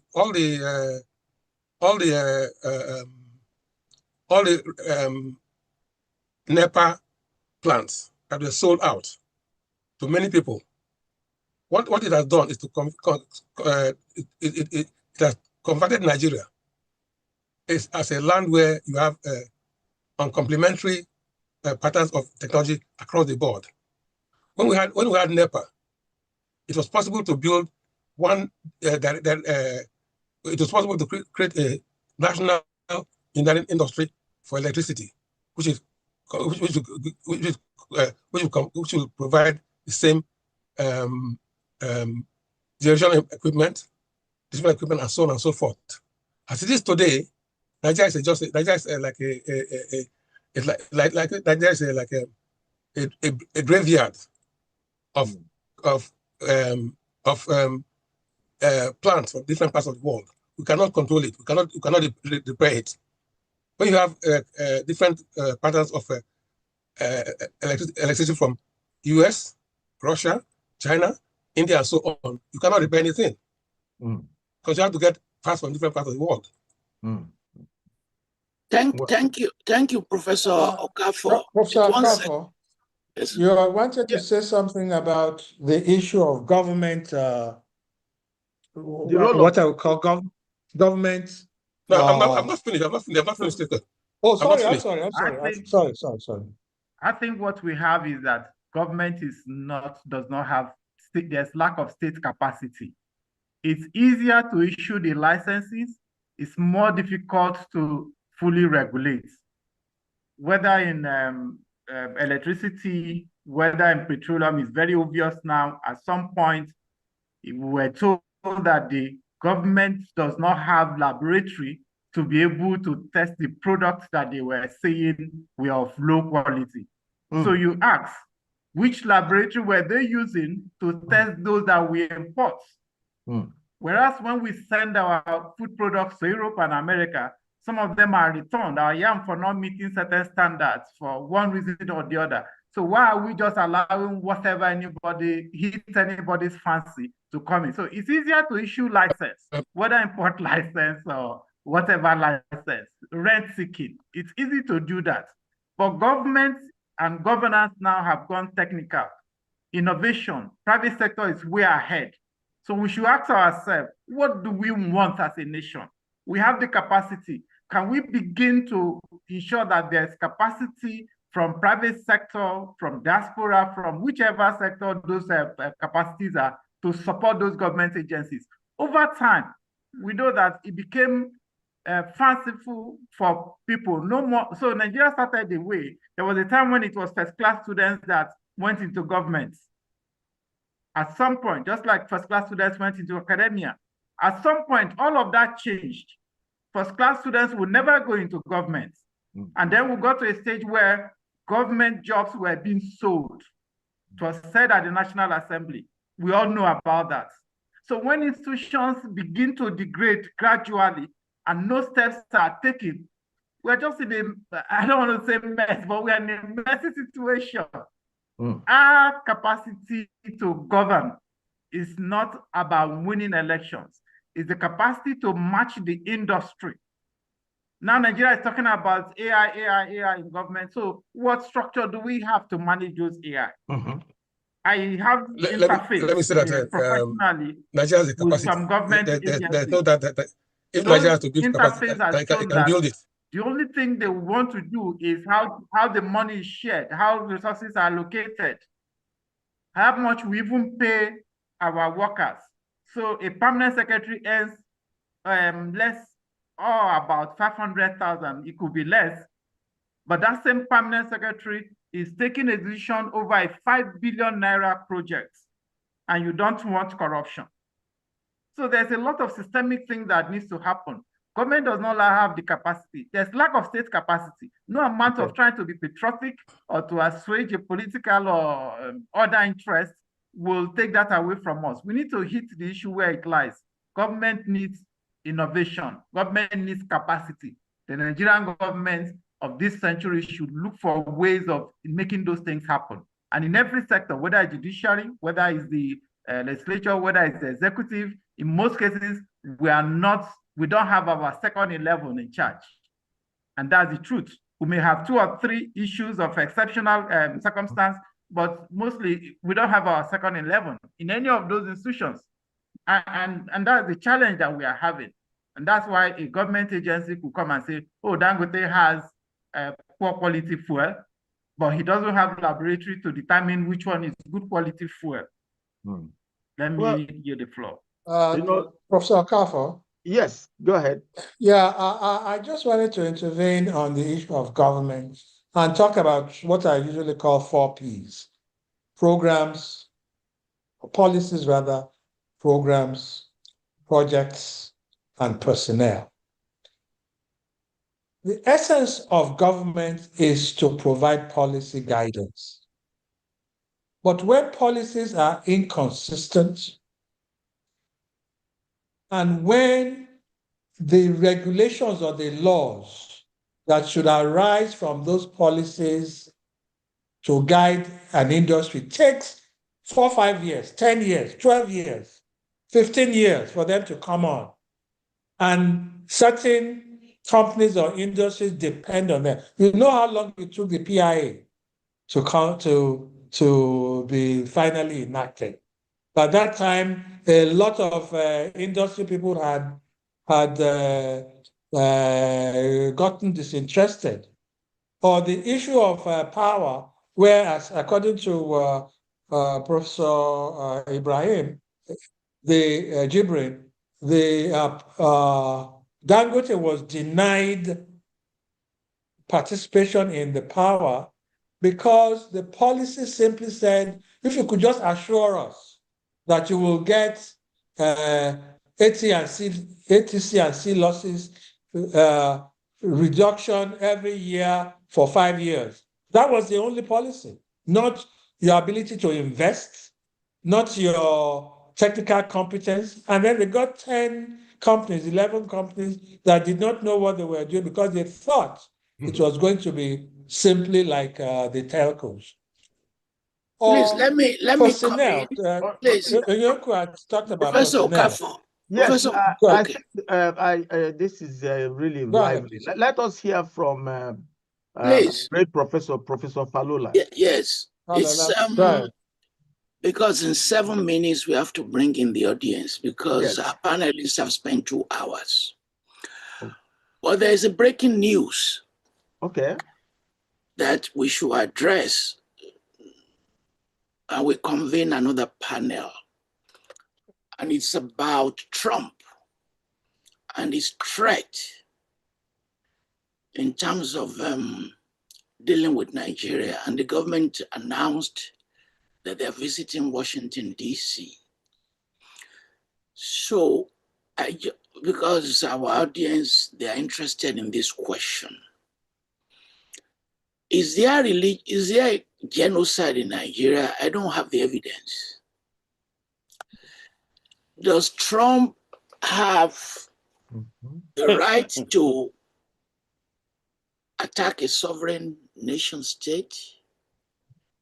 Third, are there reasons like interest in hard minerals, checkmating China, and that there is just using the issue of the killings of Christians, they kill Muslims, as an excuse? I just want quick responses so that we can deal with this breaking news. Sorry, Professor Falola. Yeah, I think that's a topic for the next debate. We shouldn't get into that at this point. No, I want to respond to the power issue because I think, in a sense, is the essence of the policy failure we are talking about. And the policy failure is at the level of policy implementation. After 10 years of privatization of the power industry, I decided to review why the whole privatization failed. The policy guideline for granting licenses was extremely clear. The first issue is that companies that win it must show capacity to invest substantially in creating power for Nigeria, because the problem identified was that at 3,500 megawatts at that time, we didn't even have the power to sell. The decision was that you can't start selling power till you have 12,000 megawatts. We are still not there. Secondly, the companies with the bid were all supposed to be companies who have had international background in power production and distribution. At the end of the day, when you look at all those who won the bid, the 30 or so companies that won the bid, none of them had financial resources to invest. In fact, all of them took loans from Nigerian banks to buy the licenses, and once they bought them, had no more money to invest, and they had to now refund the banks. And none of the power companies that got the licenses had ever had an international involvement in that industry before. We all know those who got the licenses. They are all the retired generals, PAMSECs, and ministers who knew who, and therefore entered into an industry they had absolutely no capacity to participate in. And when people complain about Dangote and his high prices, I think somebody was making the point earlier, it's precisely because he has to invest in each industry considerable amounts in power production. And that is very high, and that makes the prices fall out of what they should have been. And the Ethiopian example, I think, is quite edifying in that regard. So I feel when we look at this issue of Dangote and his industries, the key issue is that in this country for the past 40 years of policy reviews, we've said we will revive Ajakuta, how many years now? Completed rather, because it never even got completed. And no government has been able to do that because nobody in this country has been ready to come up with an investment plan that will allow that completion to occur. So each government comes in, they toy with the ideas, they give consultancies about the possibility of revival, chop their monies from the consultancy, and the next government comes in to repeat the whole thing. So I think John has a fundamental point when he says it's the whole policy environment in the country that's at the source of our problem. And if a few individuals are able to succeed in Nigeria, it's because of their individual brilliance and capacity to play the game in very difficult conditions with all the odds against them. I think the Trump issue is a fundamental debate, but Professor Falola, I don't really think it's fair at this stage. You convoke the whole world to discuss Dangote, and now you want to go to Trump and his policies because it's the sexiest issue in the arena. Please, let's not go there. Can I chime in on that? I believe that we are talking about a strategic resource, namely oil, and the issue of the burning issue of whether Christians are facing a genocide in Nigeria is one that deserves our attention. I'm a believer. I do not subscribe to the notion that any particular religious group in Nigeria is facing a genocide. In fact, the reality on the ground is that the Muslim majority states of the North are the main victims of the terrorism. The Muslim majority states of Nigeria are actually the main victims of this terror. Take a country like Burkina Faso, which is a Muslim majority country, which is also facing this type of cross-border terrorism because of its natural resources. You know, I think that the international community needs to look at this situation, work hand in hand with African governments, to try to arrest this situation. My own take on it is that the terrorists are trying to create a state of permanent insecurity in these countries for somebody's benefit.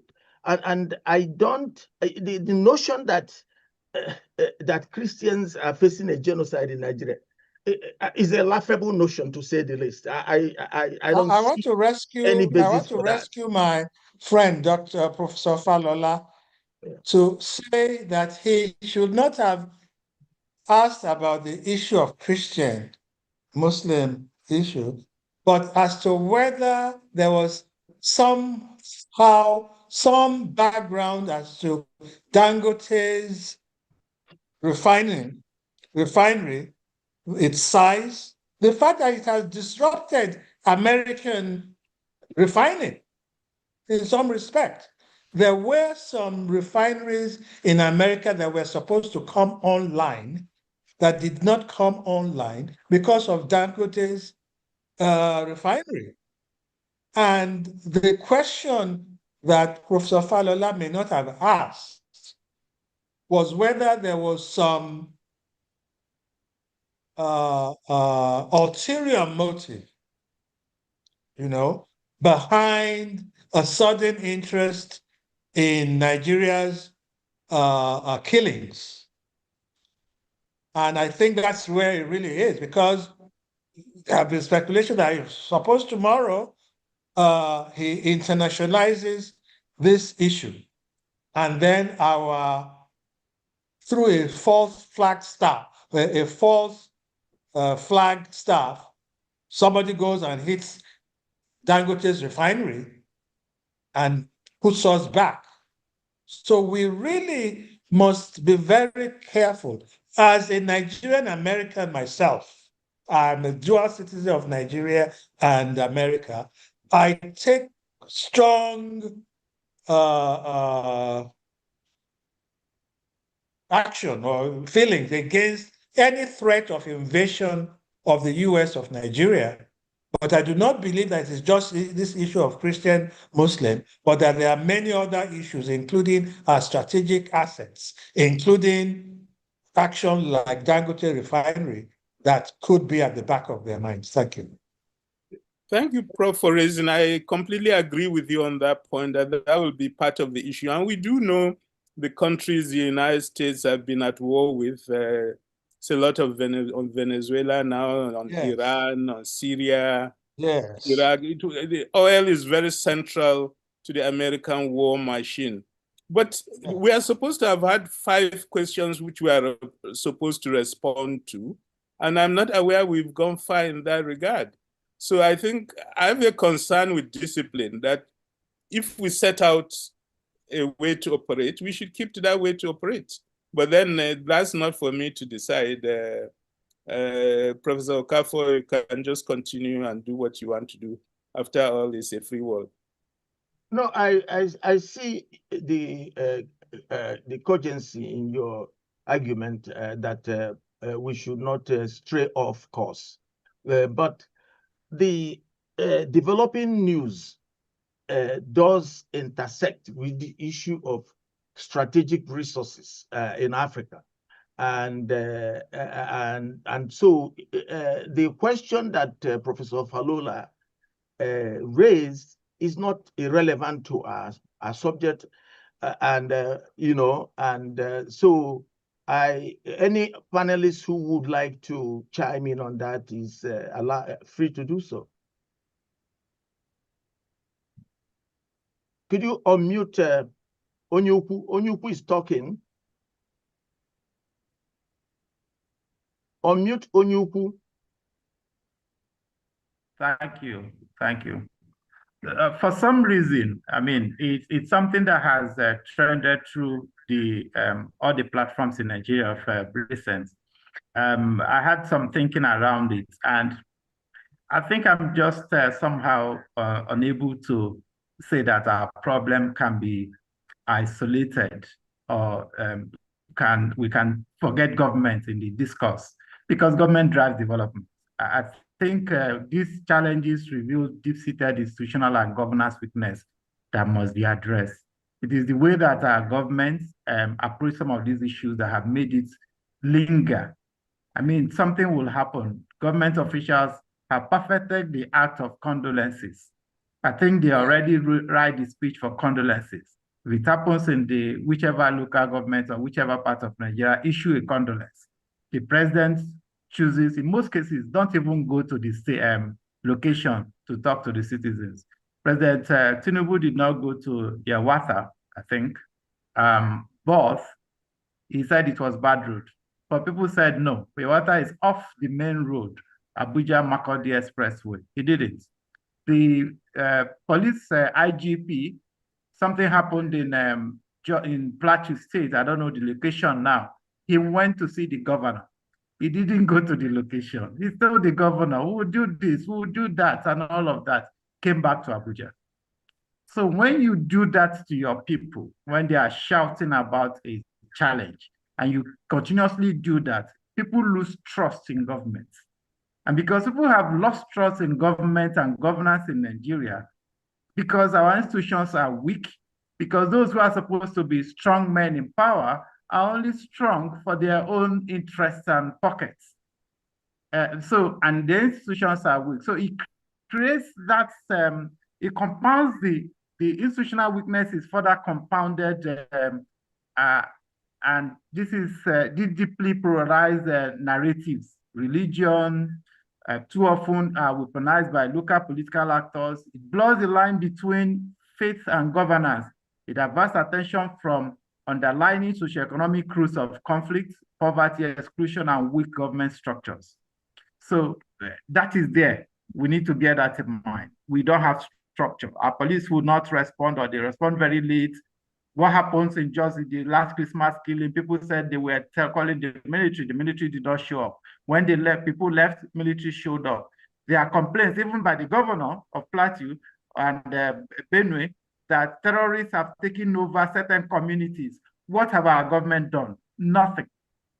So, and we want people in those communities, or because we live in cities, ignore them because they are not Nigerians. No, we cannot ignore them. Our institutions are weak. Government is not providing the right response. And so if it takes a Trump, no matter his style, to make us to do the right thing, I think we should commend Trump for that. That said, we'll come to whatever I disagree with that completely. What is the need for the Americans? I think, yes, we shall now worry about what is it doing for the Americans. But whatever it needs for the Americans, we cannot deal with, except we have a way of making sure that, one, citizens need to go behind government. How will citizens go behind government? Is if government rebuilds the trust that is missing. Which institutions, gentlemen, is working in Nigeria? Is it the judiciary? Is it election? Is it political parties? Which institution? Is it the so-called social protection handouts that we give in this country? I've worked on those sectors. None of them seems to be satisfying citizen expectations. Government is not doing anything about those gaps. And if certain citizens are then start talking about, that's why we have this polarized, some groups saying yeah, some groups saying no. But so locally, it's for us to then have our government to rethink what it's doing. Trump doesn't have the right to attack. But if you look at international geopolitics, nobody's talking about rights anymore, Prof. People are talking about, if you have the power, you do it. And that's why Israel could do whatever it's doing there in Lebanon against the Palestinians. So if you look at some of those issues, might have become, but we don't have the might.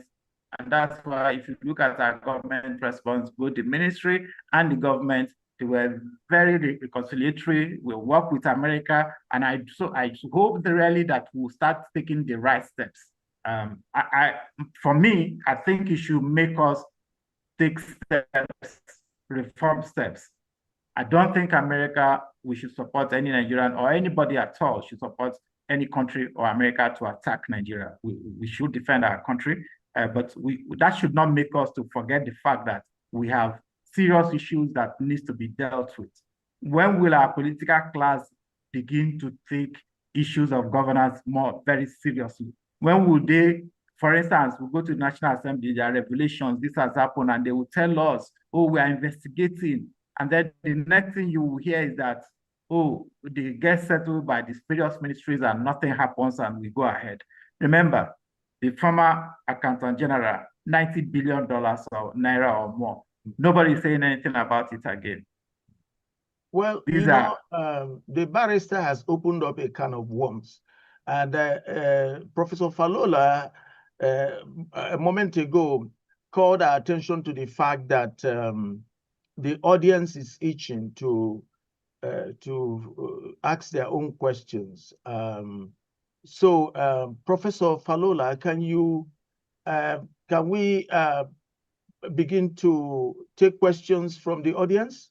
Yes, and then in the process, you can also ask your additional questions. Yes. Members of the audience, please indicate if you want to ask questions. 3 people I saw, just indicate.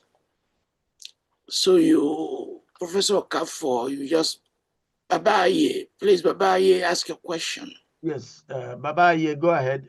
Can you unmute Babaye? And show him. Yes, that's him. Yes, go ahead, Babaye. Yeah, good day, sirs. A pleasure to be here. An intervention, really, and I must also still start with referring to the video that started things. You had Professor Okafor loud and clear that the whole idea was for discussions around it, but to me it sounded more like, putting a meat in the mouth and then saying since the whole essence was to look for the meat, there was no, because it framed things and there were a lot of not only incorrect things, but even for example, like talking of the amount that is collected, which Owei pointed out was far less. But also it conflated, and this is, the most vibrant falsehood is that is half truths. It conflated the contestation within the ruling class and that of the working class, the unions, with Dangote. How is the issue of the battles between regulator and how then it makes the Pengassin and Nupeng to now seem like puppets, but it's wrong. It's not correct. And I think a missing thing in all these arguments, drawing from, Warren Buffett, is that, look, at the heart of this is a class war. And he did not only point out that their class is winning years back, but that they actually kick it off. And when we are looking at the roles of Dangote, it's not just to look at what it's doing now, but that there's a history of union busting. Looking at, and not just union busting in terms of stopping people. People were beating black and blue 15 years ago in Ikorodu, Dangote pasta. And you see, he's very good at waging this. In the early 2010s, and it's not only Nigeria, the general secretary of the Lafarge Union in Benin reached out to me that they were facing attacks when he took over that. Well, I want to zero in on one or two things, and that's with I beg to disagree with you, Professor Aluko, with regards to the issue of that union rights have to be circumscribed. And I also don't think it is correct that you have some period of abeyance from having unions, like what you said. And I worked for 25 years in a union that had members in teaching hospitals, for example. And I know that in practice, this wasn't the case. And even the Constitution does not abridge from when the right to belonging to unions kicks off. And I always point out one thing. I'm not only a practitioner. I did study industrial relations to equip myself for work in the union. And I always point out Flanders' position that the first and overriding responsibility of all trade unions is to the welfare of their own members. That is their primary commitment, not to a farm, not to an industry, not to the nation. And this is legitimate. This is legitimate. So what is your question? Well, my question, I did point out. He's making comments. God bless you, Professor Falola, because this is, anyway, so I think that the long and short of this, because otherwise, especially starting from the place of the video, it would seem also as some surreptitious ideological warfare on the part of Dangote Refinery. I appreciate the discussion and some effort at having a balanced picture at it. But going forward, the thrust of my argument is this, and I liked a lot what Professor Iweriebor said with regards to the issue of the comprador vis-a-vis the national. But, and this takes me to the issue of varieties of capitalism literature, and which is that we cannot start from the trickle-down assumptions. You see that video, it focuses more on there will be 47% increase in millionaires without talking about the social inequality. Even right from now, the issues of the place of social dialogue, the place of addressing social inequality should be built into capitalism in Nigeria. And that is what you see between where you have liberal capitalism and, for what it is worth, the models of, say, Germany and France, for example. So essentially, my position is that, talking of oil and power and relating it to Dangote, we should look at both contestation within the ruling class and the class. I'm summing up, sir. I'm summing up. Hold Okay. on. I want to ask you a question. All right. Okay. Go ahead, Professor. Is the world not moving towards feudalism? Well, all over the places. Are all these countries not being controlled by a few people now? Well, what you said takes me to Varoufakis' work on techno feudalism, and there are some elements of that I agree with. But I think that it is more complex than that. Some say it's a post-neoliberal techno-feudalist period, but I think that it's that we cannot go back to the way things are. But the way things were before, in the post-World War II order, where you had, the social compromise that gave, even the things that neoliberalism is laying claim to now, the bases were built on that social compromise. And what brought about that? It was not just about the largesse or benevolence of the ruling class. It was struggle. It was struggle. And that is why, if we are looking at a more just society evolving in Nigeria, what Pengassin, what Nupeng, what the workers, what the trade unions are doing should be appreciated as being very crucial to, at the very least, making us work towards a more inclusive society as against what it is presently. Thank you. Let's call Professor Emegwali. Professor Emegwali. Okay, Professor Emegwali. Yes. How are you? Go ahead. Hi. Thank you. Professor Falola was completely correct.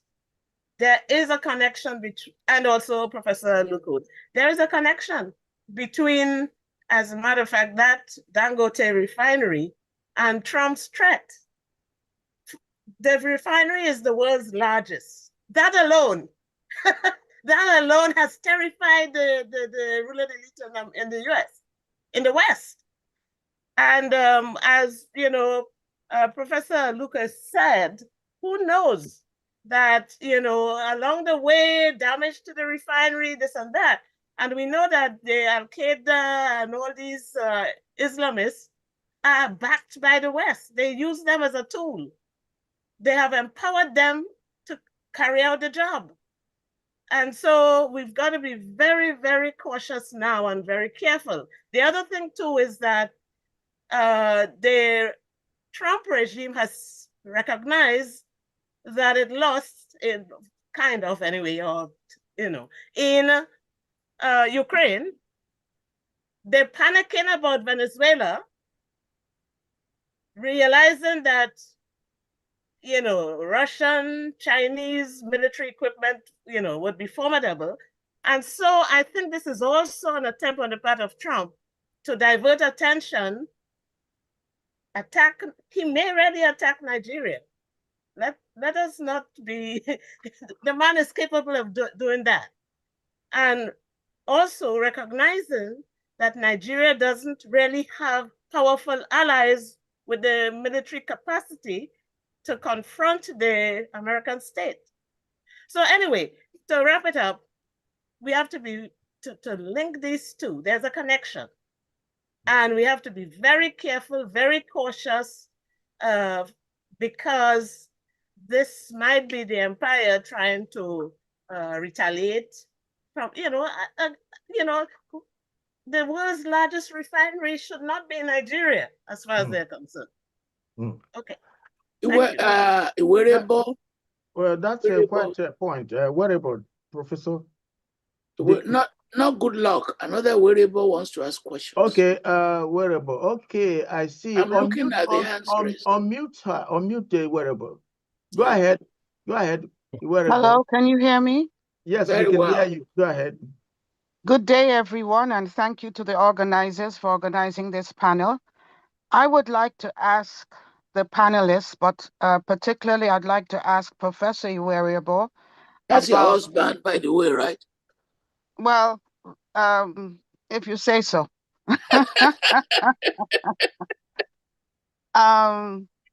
First of That's all, not fair, Falola. I would like to know his response to the speaker before Gloria. That's Babaye, about the class struggles within the ruling class, between the ruling class and the working classes, and so on. I would also like to know more about what he hinted about the historical context of the Dangote phenomenon in the first place, in terms of, first of all, the evolution from comprador to national bourgeoisie, but also the historical context that he had referred to in his presentation earlier. Thank you. Okay, go ahead, Professor. Very quickly. In terms of the question of conflict, class conflict within the ruling class and the people, I would say that there's a conflict as such. There's a reorganization of the power within the ruling class themselves. What to do with going ahead? How will they organize society so they have control of it? Unfortunately, Nigeria, I don't think that they are thinking very clearly what to do about that at all, because they're still tied up in the concept of buying and selling.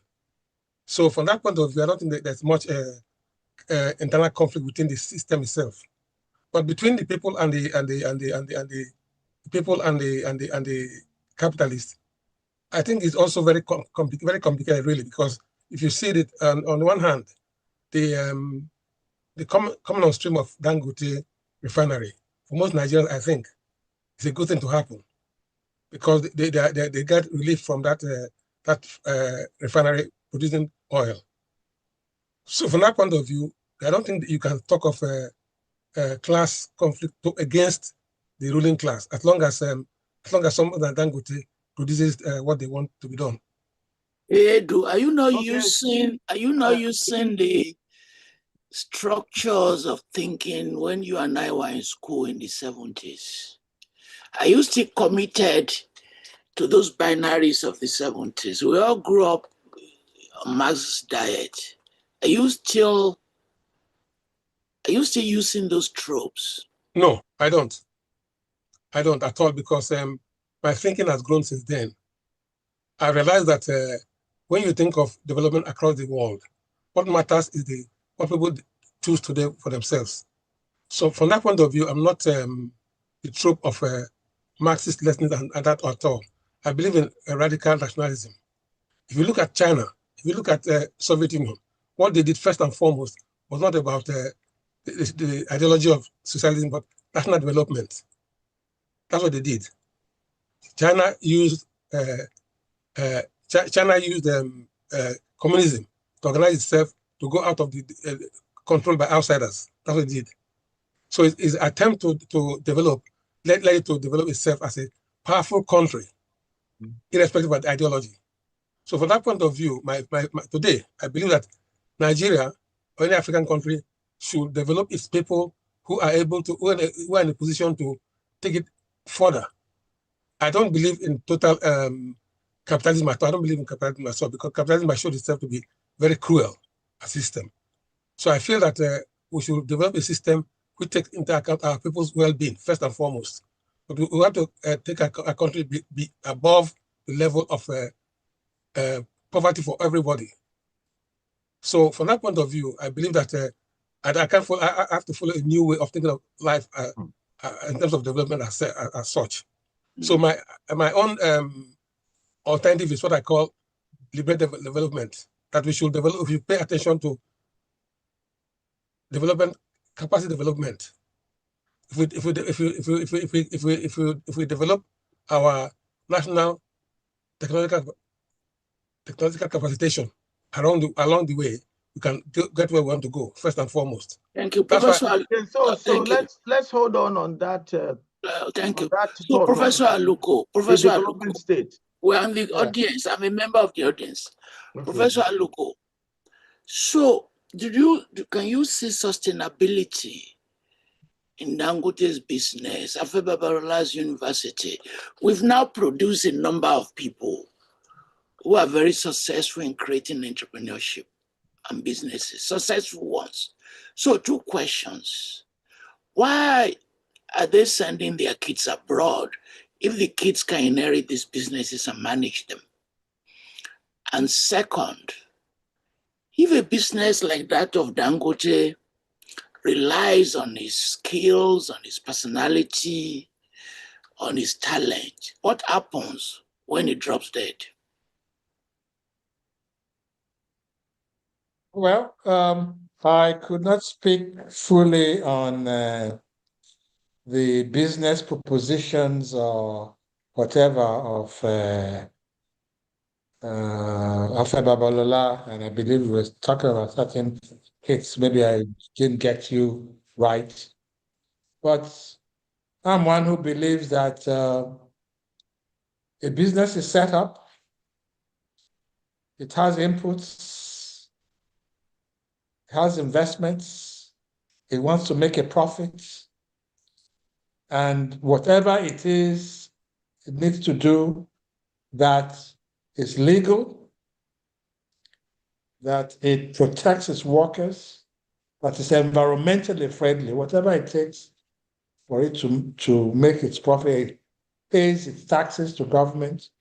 I think wherever I can get people to buy its products, that's where it should buy. And especially if it can sell its products in dollars and have Nigeria earn dollars, that will help our balance of trade. So to that respect, yes. Well, in terms of there's somebody who has a hand up, Abiodun. Yeah. His hand has been up for a while. I'm calling him now. Yes, good evening, Prof. I want to actually thank the organizers of this panel. It's beautiful that it is very beautiful that we're talking about Dangote right now and his enterprises in Nigeria. But at the same time, it's a pity for Nigeria because we have to unlock the situational irony here. It is a case of someone who has a very big cow to slaughter, but at the end of that has only the bones as leftovers to feed on. And then there is this saying that says that do not eat or feed from your enemies.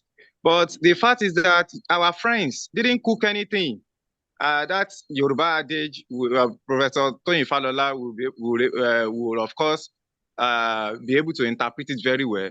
Do not eat from your enemy, or do not go to Egypt to beg. But your friends has refused to cook anything. So the Dangote refinery that has become the subject of discussion for more than 3 hours now, I see it as a form of rescue for Nigeria, and I see it coming that this type of debate will come up one day. And I as a person, I least expected that the same Dangote who has become savior of Nigeria has been shortchanged by not being by not releasing to him the numbers of barrels, millions of barrels of crude oils that he needs to get to actually kickstart the business and make it continue to run on a smooth level. So Dangote, at this point, at this junction in this Nigeria, has to rely on external crude oil to make his business in Nigeria, which he has spent a lot of money, far beyond the $20 billion. Thank you, Mr. Taheru, because they've raised that issue. They raised that issue previously. Professor Okafor, you want to move to your next question in your list? Yes. My question, actually, you made a point that reminded me of one question I have not posed. Namely, what does the panel think about the future of the Dangote refinery? Professor Falola called our attention to the fact that this industry, this business is owned by one individual, but it's a corporate entity. It's a corporate entity, and it's not. So, what do you think? Do you think that the refinery will outlive Dangote? Personally, I have to say that my view of the Dangote refinery is that in terms of survival, it has built itself as a way that it will get it wants to sell his shares in that refinery to Nigerians abroad about so that it can become a corporate citizen of Nigeria as a company. Apart from that, I think that in terms of the refinery itself, since Nigerians, if you look at the response to Nigerians about the refinery itself, the Dangote is a tough leader, a tough risk taker, and he's a person who will not put his money where he doesn't know what to do about it. And from that point of view, I think the refinery will succeed and will survive very strongly and succeed. On the other hand, Nigerians themselves, as people, not as corporation, but as people, they support the idea we have a factory, we have such a refinery in Nigeria today.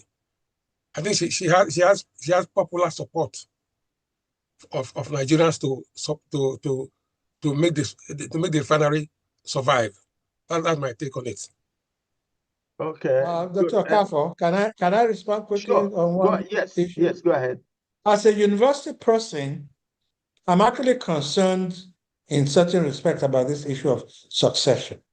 You know that there are private universities, there are government universities and there are private universities. Okay. And there are private universities that are sectarian and those that are owned by individuals. And my concern always is those universities that are owned by individuals, how they will survive when those individuals depart from this earth. I am hoping that Dangote goes public as quickly as possible. It is important for the nation for Dangote to go public as quickly as possible. I will buy shares in there, not because I want to be rich, but because I want to contribute to its stability. And I think that if there's to be one communique that comes out of this, it's for us to urge Dangote to go public so that it can have the support of ordinary citizens, encourage as many citizens as possible to buy shares and to own, especially since he wants to increase capacity of the factory, the refinery. Thank you. Okay, good. Let me give a chance to Michael Onyeukwu. Could you unmute him? Michael, unmute him. Yes, folks, this has been a very interesting conversation you guys have been having, and I'm glad to have been invited. I've never joined any of Professor Falola's symposium before, even though I've received several invitations. I don't even know how I became honored to be added to this list, but thank you very much, Professor. This may have been covered before, but I want us to kind of just digress a bit and look at the global view of things going on around the world today and how it affects Africa and Nigeria in particular. The most recently held 9th Annual Financial Investment Initiative that took place in Riyadh, Saudi Arabia, had key notable Nigerians there, Dangote, Olumelu, and maybe one other person. But if you look at the video that Tony Olumelu posted on his side, you see the young Donald Trump Jr. on the same table with them discussing things. If I could see or have the opportunity to meet face-to-face with Dangote today, the question I will ask him is, who are the true investors in his initiatives? Because you're saying that you'd like him to go public, but we don't really know who are actually funding all his initiatives. Because I figure if it's a Riyadh there with the MBS, some of his money may be coming from Saudi Arabia. And I'm not a conspiracy theorist here, but I think in a real world, let's just say in the US, for example, a company like Dangote will not exist because Dangote has a key monopoly on Nigeria's economy overall. if you agree with that, maybe you might put a sense on that, the good side of having Dangote and the negative side of having such a monopoly on everything regarding energy, cement, anything whatsoever on a privately held company. There's a bottleneck there that controls the growth of the country, just having so much power concentrated on the hand of one person. I'm not a jealous person. I wish him good luck. But is it good? Is it to Nigeria's benefit that one company has so much hands in all those key infrastructures that determine the growth of a country? I just want to pose that question there because we're talking about things that are conspiratorial, the struggle with the powers and so forth. If you happen to be in Riyadh for that 3-day symposium, you pretty much see everyone from Silicon Valley executives, everyone there, all just put themselves in position to get access to Saudi Arabia's money, the dirty money from Saudi Arabia. And what is being compromised there is the quality of life for people who are not, who are not at that table. The Mercies, for example, in Nigeria, who are not at the table, who don't even know that conference existed. And I sincerely even doubt if any of the key government officials are there in Riyadh pushing Nigerians' economic initiatives and asking for investment. I just want to throw that out so that we can think about that and hopefully bring that to the discussion as far as the big picture to talk about, because there's a lot of things going on that affect a regular person in Nigeria that is being manipulated and managed by these key power holders that we're not talking about. It's not a struggle between the poor and the rich at this point. It's pretty much consolidated. The poor have lost, period. All the mineral resources of Nigeria have been managed by few, and you can never regain that back to the masses anymore. I just want to pose that question. Yeah, but have you not heard or read that Dangote took out a loan for this project and that he mortgaged his other business interests in order to do this? Now, why would we have a problem with a project that is working against the backdrop of a succession of failures? We know what happened to Ajokuta, it failed.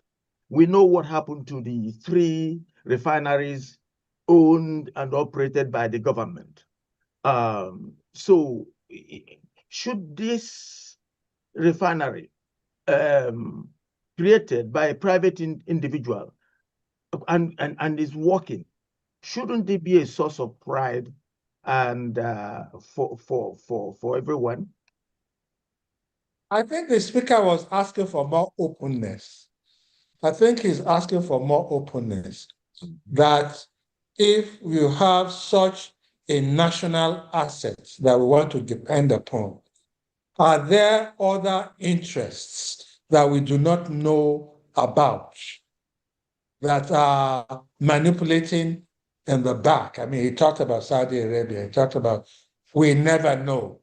I said I was going to invest, fine, I would invest.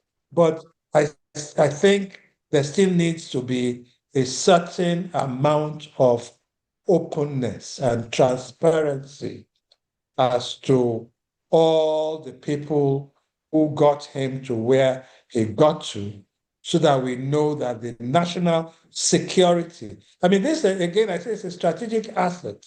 I'm not talking about clothes here, I'm talking about energy assets. It should actually be designated as a national security asset. It is. And therefore, we should be a little bit more cautious about it than any other thing. That's what I hear Mr. Nogbeso saying. Okay. Professor Olusegun Adekoya. Okay. Olusegun Adekoya, can you unmute Olusegun Adekoya? Let's take 3 more people and then unmute Olusegun Adekoya. Okay. Hello, okay. Hello, sir. Go ahead. I just want to ask a simple question. Okay. I would like to know how poorly or well Dangote Refinery treats its Nigerian workers. Well, Owei has left. He will have been the best to answer that question. But if anybody understands that or follows that, they're free to contribute. Temitope Fagunwa Well, Timitope Fagunwa, the next audience member is Timitope Fagunwa. Go ahead. Unmute. Yeah. Can I be heard? Yes, we can hear you. Yes, firstly, I want to thank the speakers. I want to also thank Professor Falola for, again, another interesting gathering. And the speakers that have intervened so far. I would just like to make few interventions, maybe one or two. Firstly, to begin by saying that I think in the course of the presentation, one of the presenters, one of the keynote speakers, addressed Dangote as a Pan-Africanist industrialist. I think that cannot really be taken because when you examine, the concept of Pan-Africanism, one would understand that Dangote indeed stands nowhere close, to the concept of Pan-Africanism. The usage of the word Pan-Africanism. He's using it in terms of his business network. Yes. Yeah, So I understand that. I He's not using it in terms of Kwame Nkrumah's idea. I understand that, Prof. But I think also that is also that cannot also be pardoned. I mean, because I think that when one takes an identity, one should understand the historical relevance of such identity. I mean, it appears like, for instance, a bank like EcoBank today prides itself as a Pan-African bank, and we begin to ask what makes an EcoBank bank, for instance, a Pan-African. I think the usage of the concept should be thoroughly be understood. It must be situated within the context of our historical antecedent as a people. Otherwise, you would have some persons, coming up with terminologies that are really not in line with the social realities and conditions of our people. The point is that a Dangote cannot be addressed to be a Pan-Africanist industrialist. Far away from that. A Dangote, for what we know, for some of us, at least is a member of the African, ruling class, a capitalist, a proto-capitalist within the emblem of, the global capitalism. And so far, the discussion appears to me to point to a direction that is clearly no alternative. And also that the government of this country, and indeed governments across the African continent, has no business in going into business. I think I get that from most of the interventions that we've had today. And I think that is extremely unfortunate because at this material point in time, we should, in actual fact, be asking our government across the African continent to be interested in business. I mean, when we get this idea that, government, the Nigerian government, for instance, is not capable of building refineries for us, it's almost unbelievable. It's almost unacceptable in the 21st century when the resources are there, and we try to rationalize this, that Dangote is a businessman, is an industrialist, and we create the notion that a Dangote exists because he's doing the Nigerian people a favor. I think that is, so the point I'm making is that for some of us, I think the continent has gone beyond this. Dr. Fagunwa, so you have evidence of state failures. Yes. In managing these businesses from poultry to that evidence is before you. Yes. So if that evidence is before you, do you want them to go back and do that which they're incapable of? Certainly not, Prof. But we see also that there's a trend to all of this. The sectors are not going as expected, clearly because the Nigerian government do not intend for it to, to be viable for us. It is not accidental. It's not just from the sky that the oil sector has not been working like several other sectors. Like several other sectors are the commanding light of the economy of the country. It is not accidental. There are some issues there. And part of the issue is because the government clearly do not want to, members of the ruling class, the elite. And it is also an aberration for us to, in fact, have this perception that an Obasanjo needed to invite Dangote to have a discussion over what the Nigerian state can in fact do.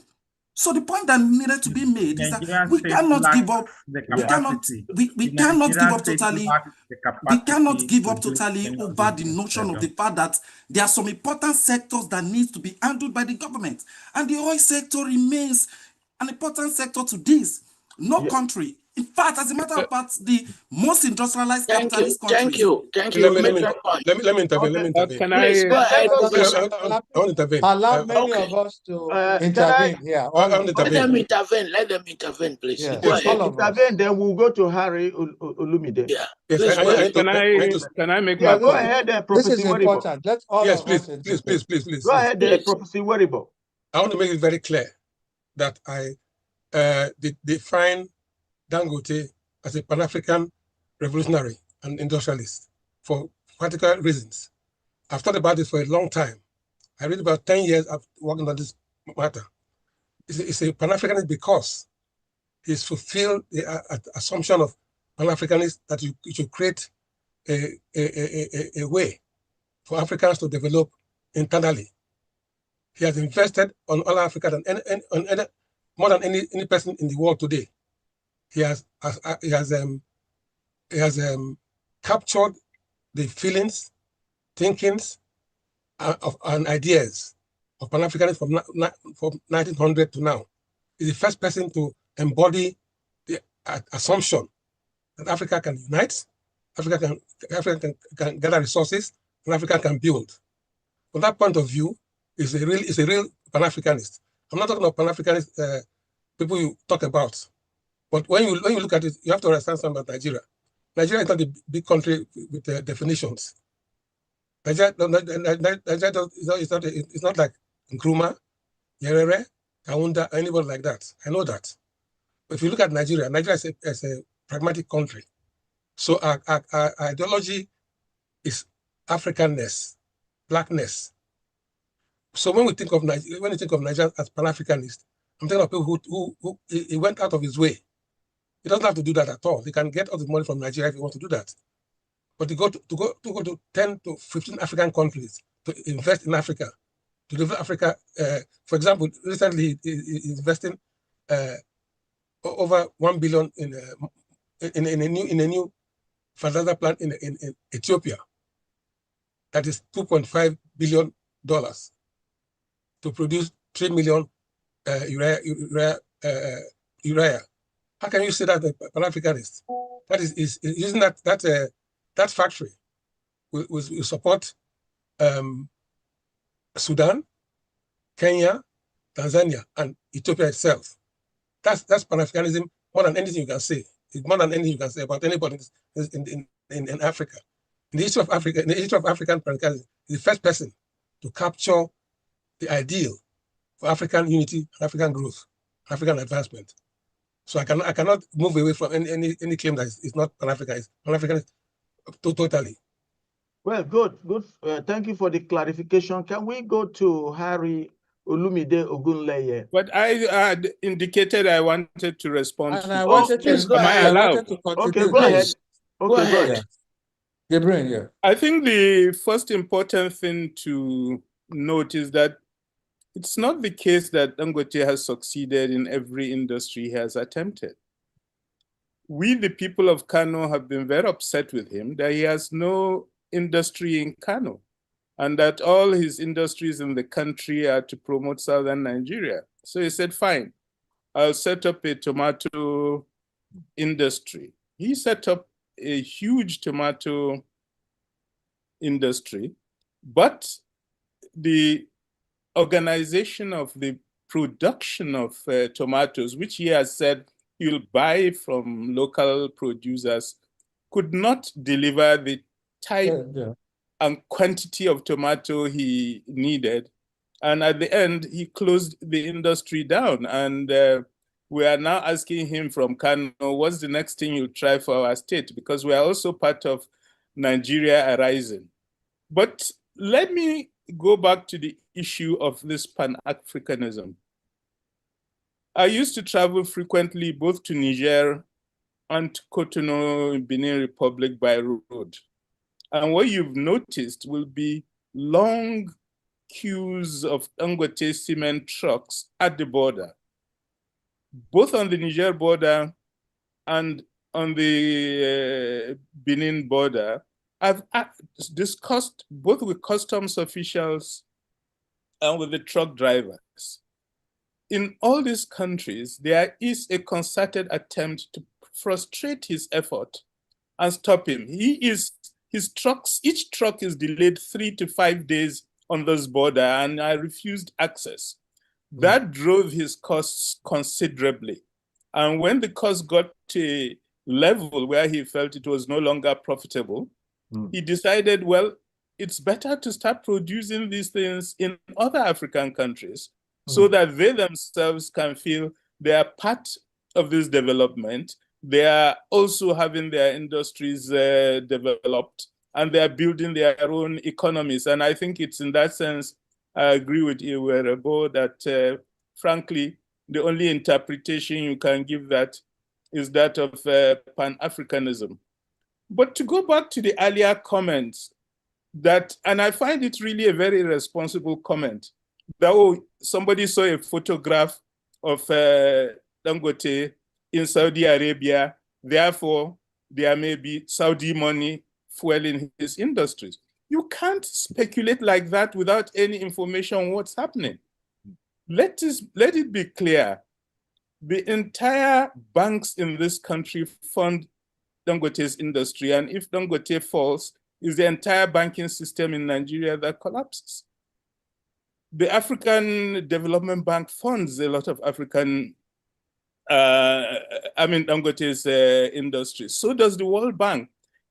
And all these things, look at their websites. They will show you the loans Dangote have been collecting from these banks. So this discourse that is all shrouded in secrecy and all this is not true. People just will not do their homework and will prefer to speculate with absolutely no basis for their speculation. I think we should be a bit more responsible in how we talk. That point is well taken. Professor Aluko, please go ahead. I wanted to talk about quickly. For me, Dangote is a pan-Africanist in action, as different from ideology. Okay, I see him as that, and I respect him for that. I'm also not one of those who believe that that government has no business in business. I do not believe that. But if we look at the definition of business, it is the production of goods and services in a manner to make profit to those who invested in the business. And the business is either a private, a single person who owns it, or by a lot of people who own it, including either private people or government. Governments should have no business, that is civil servants. Civil servants, qua civil servants, have no business in running business. Because civil servants, by definition, that's why they went into the civil service. It's not denigrating them. They are risk averse. They want to go from administrative officer to one level to PAMSEC, and if they can get to head of service, that is how they are cut off. But if government, but there should be no sector in society that excludes government. Government should be able to take part in any sector of the economy. But if government is going to take part in any sector of the economy, it should be run it should be run in a private manner. It's just that the profit motive should be less than that of completely privately owned one, and there should be a certain amount of goodwill added for citizens. So it is not that government has no business in business, but those who run the business on behalf of government must see themselves almost like private people hired like private people, even compensated like private people. But the profit motive of such a government enterprise should be different from that of a completely run private enterprise. Okay, at this time, let us give a chance to Harry Olumide Ogunleye. Can you unmute him, please? Unmute Harry Olumide Ogunleye. Go ahead. Oof, what did I do? You're on. Oh, We can okay. hear you. Yes. Yeah, thank you, the very big time professors on the call. Thank you, Professor Falola, for putting this together. I'm actually a second-tier guest. Somebody that was invited me. So I'm looking forward to make myself available to participate in future gathering like this. A couple of things here. I am concerned about the way we are throwing around vocabularies and titles that are not that significant in the context of the conversation. Talking about Pan-Africanism, I don't know what is more Pan-Africanist than somebody that made money in Africa and is investing it in Africa. Alhaji Dangote had an option to take his money to Panama, Virgin Island, Swiss Bank, and just relax and enjoy his interests, stay at the south of France and have a good time. But whatever concession he may have had in the past, this man kept reinvesting in our African community, including Nigeria and others. So I don't see anything more Pan-Africanist than that. And I also had the word monopoly being used against, or for Dangote rather. I didn't see any industry or sector where Dangote is stopping anybody from competing with him. This man has humongous access to resources and he's harnessing them to do his business. He didn't stop anybody from competing. If he has access to political power, access to government, and is using it to his advantage, that does not stop any other person from doing the same thing. Having said that, I want to quickly touch on the issue of President Trump and his comments about Nigeria, because I had written something about it on my social media pages today. We must not take this comment on Truth Social lightly as Nigerians. And whoever has access to government should tell them to go and tidy their loins. We are only hearing about this because that gentleman is a lousy man. If there were other presidents who keep their mouth shut, they will still do this thing that he said they will do without us knowing.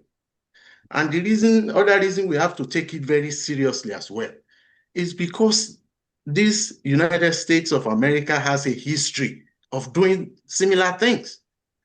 There are examples there: Libya, Iraq, Yemen, Afghanistan, Panama, Nicaragua. They've been doing these things. And I also wrote in my article earlier today that every country, every nation should know what its own enlightened self-interest is. It is when another sovereign nation begins to impose what is in their own selfish interest or enlightened self-interest on another country that we should be worried. If America's enlightened self-interest aligns with that of Nigeria, we should work with them. We should align with them. But in a situation where we are having issues of terrorism, banditry, Islamic fundamentalism, kidnapping, oil bunkering, illegal mining, and all of that, and we are trying to narrow it down to Christian genocide now, please, whoever have access to government should tell them Christian nationalism is different from Christianity. Christian nationalism is taking root in the United States, and they are trying to now push it into a nation that is already on edge, like Nigeria. We don't need that kind of intervention. I remember very well, we have been asking the United States for assistance to combat terrorism since the time of Jonathan. They refuse to sell us weapons. Nigeria has to be scouting around, crawling and scrambling to get weapons to combat terrorism. Was there no Christian genocide at that time? No. Now we have a refinery that is functioning, that is destabilizing the petro economy of certain Western countries. Our government has imposed some tariff. Thank you, All right, Mr. Ogule. I think Let's take one last one. Let's take one last one so that members, panelists can go and rest. One last one, Aderemi Adeyeye. Aderemi Adeyeye. This will be the last one. Okay. We apologize to those who... Yes, sir. Please, go ahead. Go ahead. Good afternoon or good evening. I'm really impressed by all I've heard. Basically, about Dangote, I learned a lot. So really, mine is more of a comment than contributing to the discussion. I mean, basically, I run a very tiny company, in Nigeria. My primary focus is the well-being of the human beings of Nigeria. And what I try to encourage is the possibility that our leaders, such as folks on this call, might start thinking about what kind of country or society we will have formed if we had come together on our own without being colonized. Because a lot of the discussions I'm hearing, to me, are very theoretical and very, outside of my own limitation, because, I'm not a professor or anything like that, right? So how we have decided to treat our people to deal with the human beings of Nigeria, if indeed Nigeria as a country had come to being by the people from various parts of the country coming together to decide to be a country, coming from a colonization. So that's the extent of my, and then the other aspect of things that I really want to touch on is this concept that Donald Trump is going to invade Nigeria.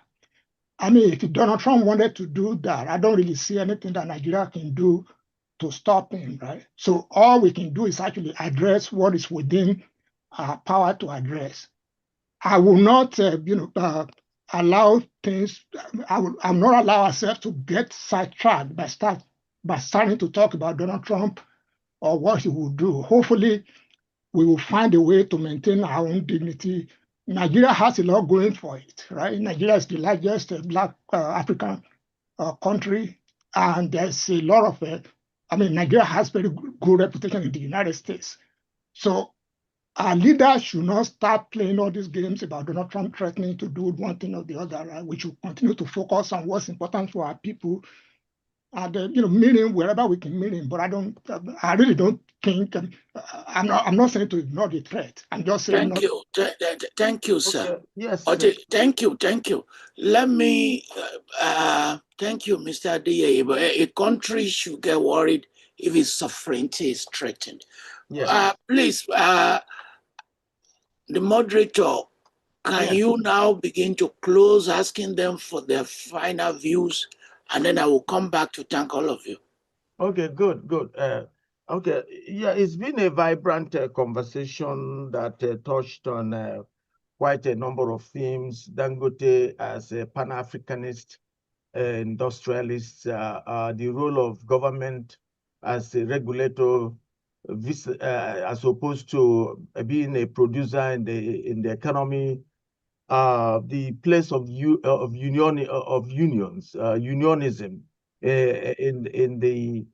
in strategic industries, the future of Dangote's refinery, and all that, the threat from President Trump to attack Nigeria. And so this has been a very vibrant conversation. And I would like at this point to invite the panelists to give us their closing thoughts, just like 1 minute or so each, starting in any direction. You are all unmuted. Please unmute all the panelists. Okay, let me start. I'll close on the statement on which I opened, which is that I remain a great fan of Dangote. I will close on the sustainability question that has posed. Will that industry survive? All the indications are that it will survive because he's somebody who put a lot of thought and a lot of knowledge in the design of the industry. First, he had anticipated that getting crude oil from Nigeria through the NNPC system may not work because there simply isn't enough of that crude being produced. And there are already systems of distribution that existed. So the industry was designed on the assumption that he will have to import a lot of the crude he needs. It's the same thought that went into how he will consider production for Nigeria and production for export. And there again, he was ready in his own design to make allowance for exporting his products if the Nigerian market will not use it. And I think it's interesting the great efforts made by so many people to stop him selling in the Nigerian market. And the assumption we have that we are all Nigerian nationalists and will want a Nigerian nationalist producer to succeed has no basis, because so many people have an interest in destroying that industry. And he himself has said there are at least 18 attempts to sabotage the industry itself directly that he had been resisting since it came up. I think the fact that he is somebody who therefore thinks through issues of power supply, of labor relations. We've discussed a lot on labor relations, but I think there's one issue that has not come up in our discussion so far, which is compared to every other industry in this country. He pays his workers 2 to 3 times the going rate in that industry to attract them. We've also agreed that the conditionality placed on that they must not unionize is totally unacceptable. And that just because you pay our workers more than others doesn't mean you can deprive them of a right that they have. I'm extremely pleased that he has a very tough rival who's been copying him and matching him. That is Bua Group, which went into all the industries he's been to, into flour, into sugar, into salt, and now into petroleum. And in a couple of years, their own petroleum refinery will come on stream. So the reality on the ground is that there's no way he will be a sole player in that industry, because others have also seen you can make a lot of money in the industries and are following him in that attempt. So the future, I think, looks quite bright. Thank you. Good. Yeah, next. Oh. Next, make it just like 1 minute or so. Okay. Happy to take part in this discussion. Basically, I just want to say that for me, Dangote is a patriot, Nigerian patriot, and an African deliverer, because I had a choice to remain a trader, but he left that to go and the industrialist. From that point of view, there's no doubt at all that he made the right choice. He wants to elevate Nigeria, elevate Africa. Any person who does that, for me, is more important than any theory at all. From the point of view of making Nigeria a great country, he has said already, he said on the part already, around the world. So from that point of view, I'm very grateful to take part in this and to bring it out to people to see that this man is very serious about Nigeria and Africa and African world. He went to the Caribbean, he's welcome in the Caribbean. Wherever he goes, he's welcomed, and he wants to invest in that part of the Africa diasporan world. So I commend him for what he's doing. I hope that he remains a patriot all his life. Thank you. Good. Yeah. Professor Aluko. Well, I started first, so I was hoping that John will continue till I'll do last. But now that you've called me, I join Dr. Jibrin in saying I'm a fan of not only Dangote, but of Bua and other industrialists who have invested their talent and their talent in ensuring that Nigeria moves forward. It's not easy in our environment, and I give kudos to them. I'm concerned about sustainability, but I hope that they will ensure that they go public so that, because most of these industries are still so much focused around the billionaires themselves. And it is important that if they want to survive, they go public in a manner that is systemic. And finally, I'm hoping that they will come into the power industry. The electricity industry is absolutely essential to have industrialists like themselves come in. And once that is done, you will see that it will be a platform that many other industries will be able to ride on. Many of the others who cannot come on is because of power. Many of those who have not been able to succeed, like Dangote and Bua have succeeded, is because they've been crippled by power. Not even raw materials, not even technology itself, not personnel, but the cost of energy. Even the availability of energy and its cost have been the major discouragers of industrialization in Nigeria. Thank you. Okay, Onyeukwu. Yes, I think his internet is not working. I see. So, okay, are you done, Professor Okafor? Yes, I think it's been so let me thank all the members of our panel. Within 5 minutes, we'll release the entire transcript to the world. Within 5 minutes. And we'll play music to close so that people don't have to leave at the same time.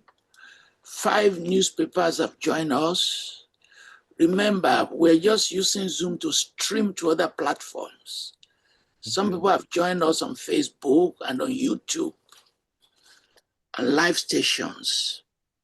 So I'm always eager to know what the newspapers will say, but because they are very unpredictable.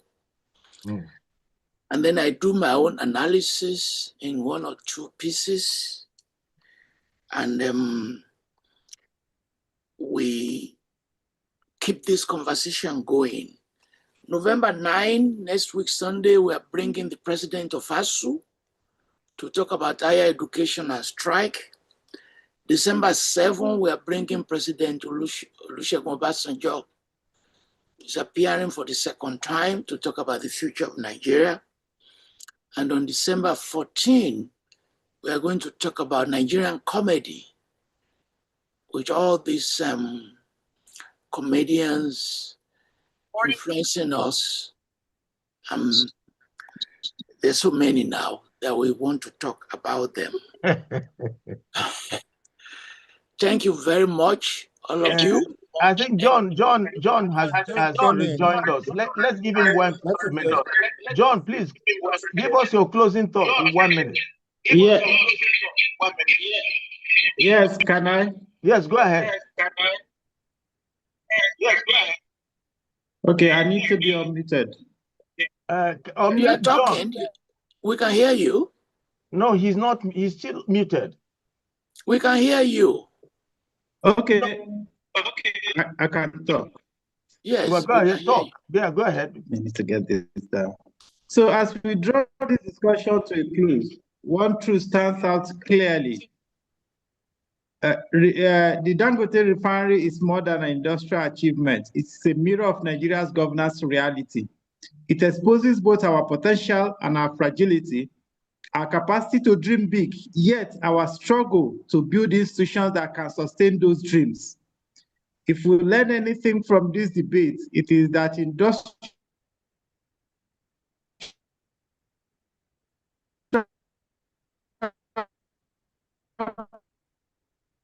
power without institutional power is unstable. The refinery success will not be measured only by barrels refined or dollars saved, but by whether it deepens transparency, competition, and social value. Nigeria must now move beyond personality-driven development to systemic governance, where laws matter more than discretion. Regulators act without fear or favor, and private capital operates within a framework of public accountability. In the end, oil and power are not just economic resources, they are ethical tests of how a nation manages privilege.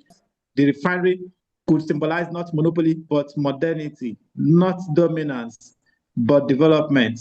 Thank you very much, and that's it for me.